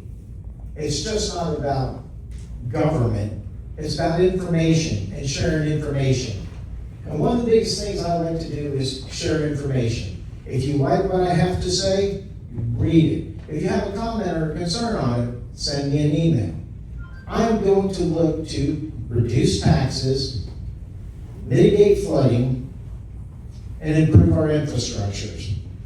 And when we do that, when we give out tax dollars from the state to local municipalities, we need to make sure that there is a time-certain deadline to complete those projects, and not just put it out there and years go by, we have new city managers, new county managers, nothing ever gets done. So there are three of us running for School Board District 1. One, Jaclyn, Carrell, you've heard from this evening. The other, Jamie Haynes, who I'm not sure why she's not up here as a candidate, but she is here and she's on the school board right now. What makes me different is I do have the 22 years in Volusia County schools as my experience. I have worked in elementary and middle. I've not worked at high school, but I worked pre-K through 8th grade. I also have almost every single Volusia County teacher on the west side backing me, supporting me. So I have that. But in addition to that, I have 6 years of running what started at nothing to be a very successful business. Why is it successful? My husband and I are a great team, but I do all the books, I collect all the money, I pay all the bills. We are in the black all the time. If we were in the red, if we owed people money, we'd have to shut our doors. That's what I bring to the school board, because we need someone that puts their eyes on the balance sheet and says, you know what, this isn't right. So that's what I bring to the table, the education experience, the teachers backing me, and business ownership.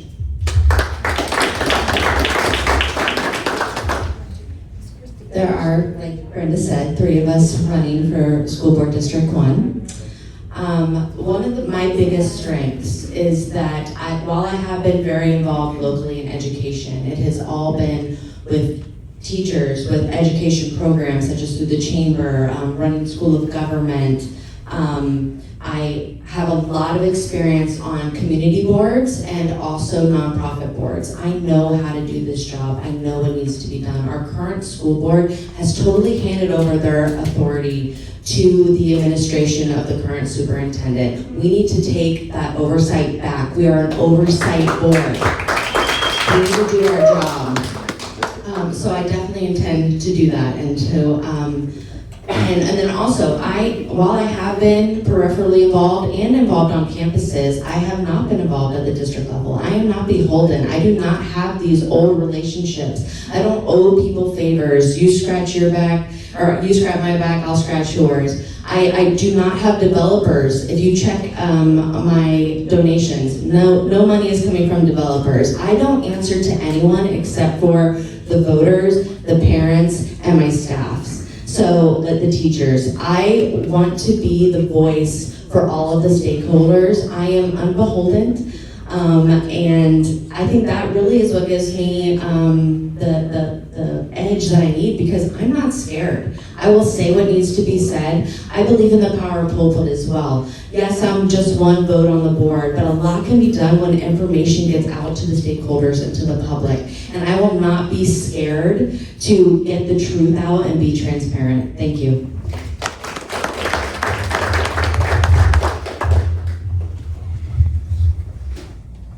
There are 3 other people running for this position, one of which has already served 8 years, another has already been a commissioner. The third guy is new, and besides him and me, it's all old guard. I have a varied background. If you looked at my LinkedIn page, you would see that I have been on the board of trustees in major organizations and in community-based organizations. I've written policy. I've done so much. I've worked on legal briefs for years. But I think that I'm best suited for this job because I'm doing it for my community. I'm doing it for myself. The pay is terrible. Thank you. There's 3 in the race for Zone 1. One is a real estate appraiser. He ran in 2012 and also in 2016. The next person that's running in the race is the president of an insurance company. And her insurance company actually does home insurance. So do you think she might be interested in having a 254 track Cong bill? Just guess, right? So the other thing is I'm sitting up here and I just got a text that we got 10 $1,000 donations from a company at the same address. Well, we're gonna have to look into that. Her war chest is at $67,000. My war chest is $877, but I'm not afraid. I'm not afraid to go up against them. I'm not afraid to tell them to stop it. And I have no problem being 10 toes down and telling them enough is enough in North Beach.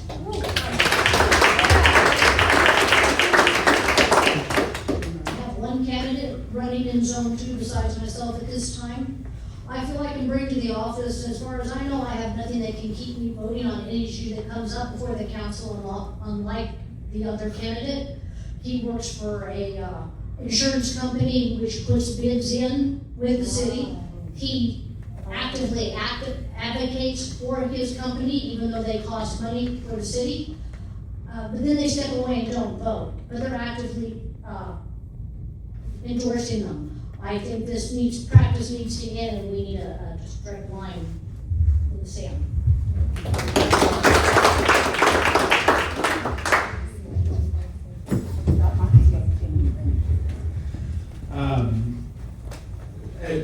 How many people are running in the 6th Congressional District? That's a really good question.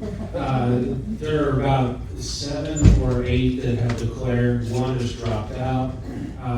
4 of them I've reached out to see if they're actual real people. On multiple occasions, I've never heard back from them. So I don't know if people simply just filed thinking that they may possibly want to run for Congress. However, this is not something that I take as a joke. I filed my paperwork the day after the special election was certified. And I knew that the people in this congressional district needed representation of someone that lives here, someone that works here, someone that understands the community, someone that grew up on Deltona Beach. So I'm not really sure, maybe 3, 2, 4, 7, 15. But it could be 15. It is 15. Oh, it's 15, okay. Well, one of us started a year ago, and one of us has been making inroads for a very long time now. So with that being said, God bless you. I believe that we qualified both for us.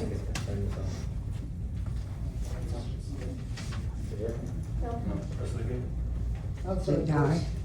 I don't know. Is it on? Yeah. I've been to most defense contractors, facilities around the country here. and I've been to just about every one of them in the state of Florida as part of my job. I believe that I understand how the defense department works and how Colliage department work more than my other candidates do. I also have walked the halls of Congress and the House and Senate side of the Capitol and worked in the offices of many congressmen and senators over my lifetime, both Republican and Democrat. I've helped rewrite laws up there with them. We call out bad programs. We actually campaigned and solicited help to put money into programs like Star Wars, bad, Ronald Reagan's Star Wars program. I believe that I'm qualified because I have dealt with Congress over the past year, and I believe that I'm the most qualified. Thank you. I believe I'm qualified because I haven't. I am in the race with Michael and with Corey, and I am running because we need to purge. I have been living and working in this district, raised my children in this district, own a business in this district. My husband works for U.S. Foods for the last 26 years. We know what it's like to be a citizen. I have a varied background. Like I said, bread and circuses, read the book, but I have everything from a real estate brokerage license to a cosmetology license to a finance degree and my MBA. I've written policy and process and gotten, the last company I worked for, we took revenue from our distributors globally, a publicly traded company. I took it from 15% to 30% in just a few years. It's not just about making it in the black, it's making it work and making people work together and enabling them. And we need a Congress that works, and they work for you, and they know what it's like to be you. I see you, I hear you, I am you. I want everybody in here to understand that the primaries are very important for everybody up here. That's what's gonna make the decisions this year, all right? There are 4 people in this race, Gabe's one of them. There are 2 Republicans, me and Jaclyn. That's the only runoff for the primaries this year. So that's gonna be very important for us. Why am I a better candidate? Well, I'm the only candidate that's been in a firefight, put out fires, taught in the same schools that I attended here in Deltona.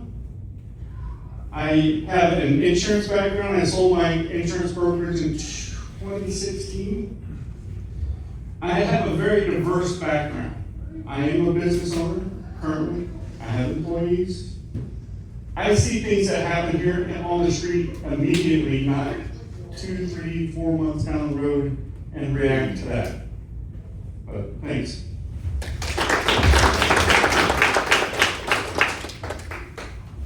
Yeah, it's gotta suck to have a primary. Yeah. Anyway, I believe what makes me most qualified is, unlike any other of my opponents, I've never worked for the government.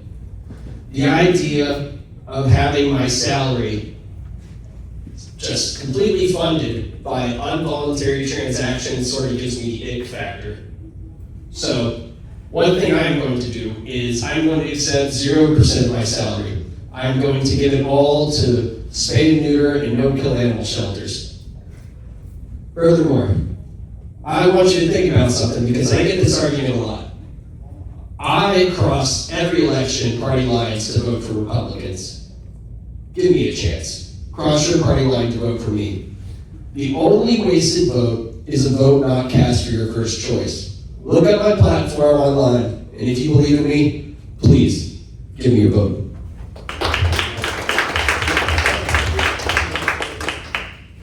So I'm running for Chief Financial Officer. It's between me and Volez. And between me and him, it's a pretty clear choice.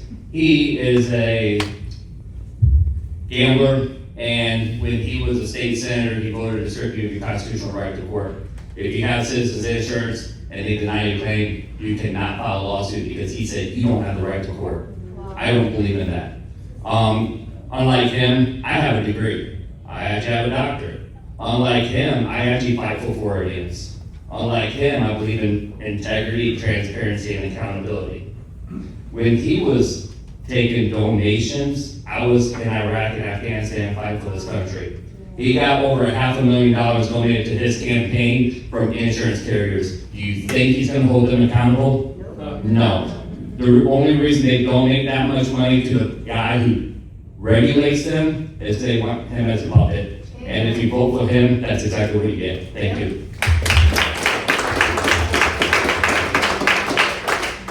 So there's only two of us in the Volusia County Council at large race. I've been in the county for 56 years. I've been a public servant for 47 years. I owned a business for 13 years. And I paid taxes, made payroll, and I helped the engine of business grow in Volusia County by employing folks. I've served the public. I've been knee-deep in floodwaters. I've been in your homes on medical calls. I've been in wrecks, saving people on the highways as a cop and as a paramedic. I was an emergency manager for 11 years, managing hurricanes, managing disasters, managing COVID at a hospital level. So I have the experience. I can multitask at many different levels. I have great experience that will help take care of you. In the Torque Farms Village where I live, I've been an activist for 40 years. We fought the government when they wanted the 4-lane 415. We pushed the motocross track further south out of the village. We stopped Port Orange from putting water lines into our village, forcing us to take city water and city sewer. I'm here for you, and I will represent only you. And that's why you should vote for me. Thank you.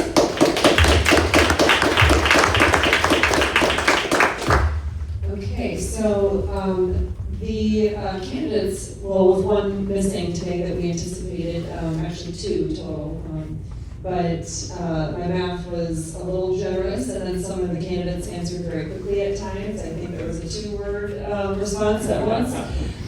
So what I'd like to do, there was a question that was asked that I know the last time I moderated for this group, I think it was in August, it was a hotly requested topic, and so it's one that you can choose to answer simply yes or no. And I would ask that if you feel like you need to expand, keep it to 10 seconds. And then, so the only card he's gonna hold up is time, because I don't think it really needs a whole lot more explanation than that. But since this is the last time that I will be speaking to any of you this evening, I just want to tell you all something and you all something. To those of you who are interested in any of the free legal resources that I have available for you, I forgot to mention my website is restorefreedomkh.com, and everything I do is free, so please use it. Anything that you think might be helpful, use that search box. And join the live call show twice a month and call and ask your legal and constitutional questions for free. So, RestoreFreedomKH.com. I also have my business cards in the back too, with that. And to each of you, and if there are any candidates in the audience who just didn't make the panel, that this is open to you as well. If any of you would like to speak with me and talk about specific issues or just talk about the Constitution in general, I want to make sure every single person that's going to be on the ballot somewhere in the state of Florida is going to be constitutional, and that we have the best chance possible to have constitutional representation. So obviously I don't know who's going to win any of these races, so this offer is free and available to all of you. Use it as many times as you'd like. Please contact me, take my card on your way out if you'd like to use that. And I certainly need to talk to you two ladies since I live in Ormond Beach, and I live in your district. So with that being said, this last and final question again, pretty simple. I don't remember the exact wording, how it was proposed this time, but essentially voter ID. I think the question read, would you be willing to sign a pledge that supports requiring voter ID and proof of citizenship for voting? Amen. And that would be yes. Simple answer, yes. Yes. I agree, yes, absolutely. And then I just want to say really quick with my 10 seconds, I do have to take my daughter to dance class. I would love to stay and speak with all of you afterwards, but I have to get going with her. But please find me on Facebook, Jaclyn Carrell for School Board District 1. I will have a website soon. Thank you all for being here and for having me.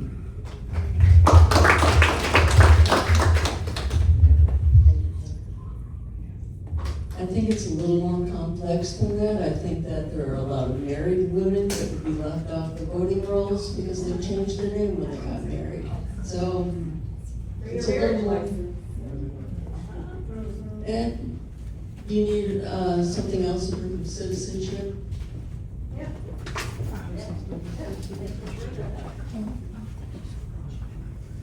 Well, I just think it's a little more complex. Don't worry, we already have real ID on our driver's license. We do. And just strong words.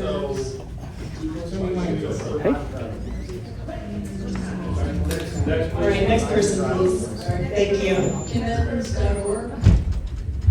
Very simple, yes. Yes.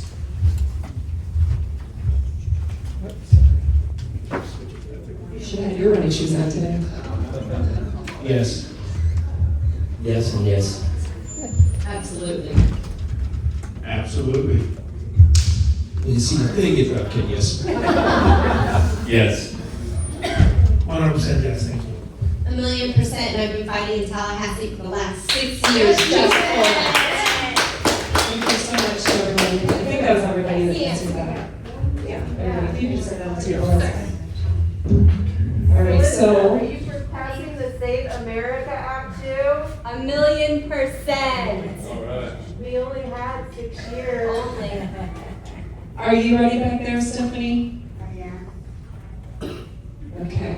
So with that, I just want to thank you all for allowing me to be here this evening and to grill you guys. Trust me, if it was a smaller crowd like we had last time, we had far more complex questions. So my husband said this time, you got to make them much more simple. I was like, oh, gosh. But that's the attorney in me. And last but not least, you're right, most attorneys suck as humans. I can say that because I am one. Sorry.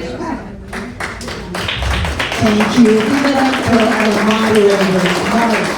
Mark is our timer down there. Stand up. Stand up. Stand up. Thank you, Catherine. Okay, where was I? So the next meeting is going to be at Ford's Garage, May 18th. That's because Memorial Day, so we'll be the week before. We're going to have a training to walk precincts to win. I want to thank everybody that helped me tonight. I want to thank all of the candidates that came. You guys are awesome. We need more of them. What do you think? I have some of these for the elections, if anybody wants to pick one up. There are lots of petitions back there to sign. Get them or a card on your way out. And last but not least, does anybody else have an announcement? Ready to go to? No?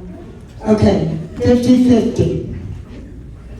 The ticket picked by the young lady, Katherine Henry's daughter, 1262108. Gentleman in the back. Oh, I don't even have to check. I didn't sell my ticket though. Good. $50.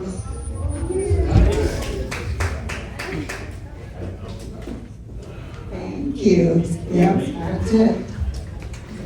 Anybody else got any questions? Want to yell at me? No? Thank you for hosting this. You're welcome. You're welcome. Thank you all for coming. Mingle with the candidates. We have a little time, so that petitions, do it.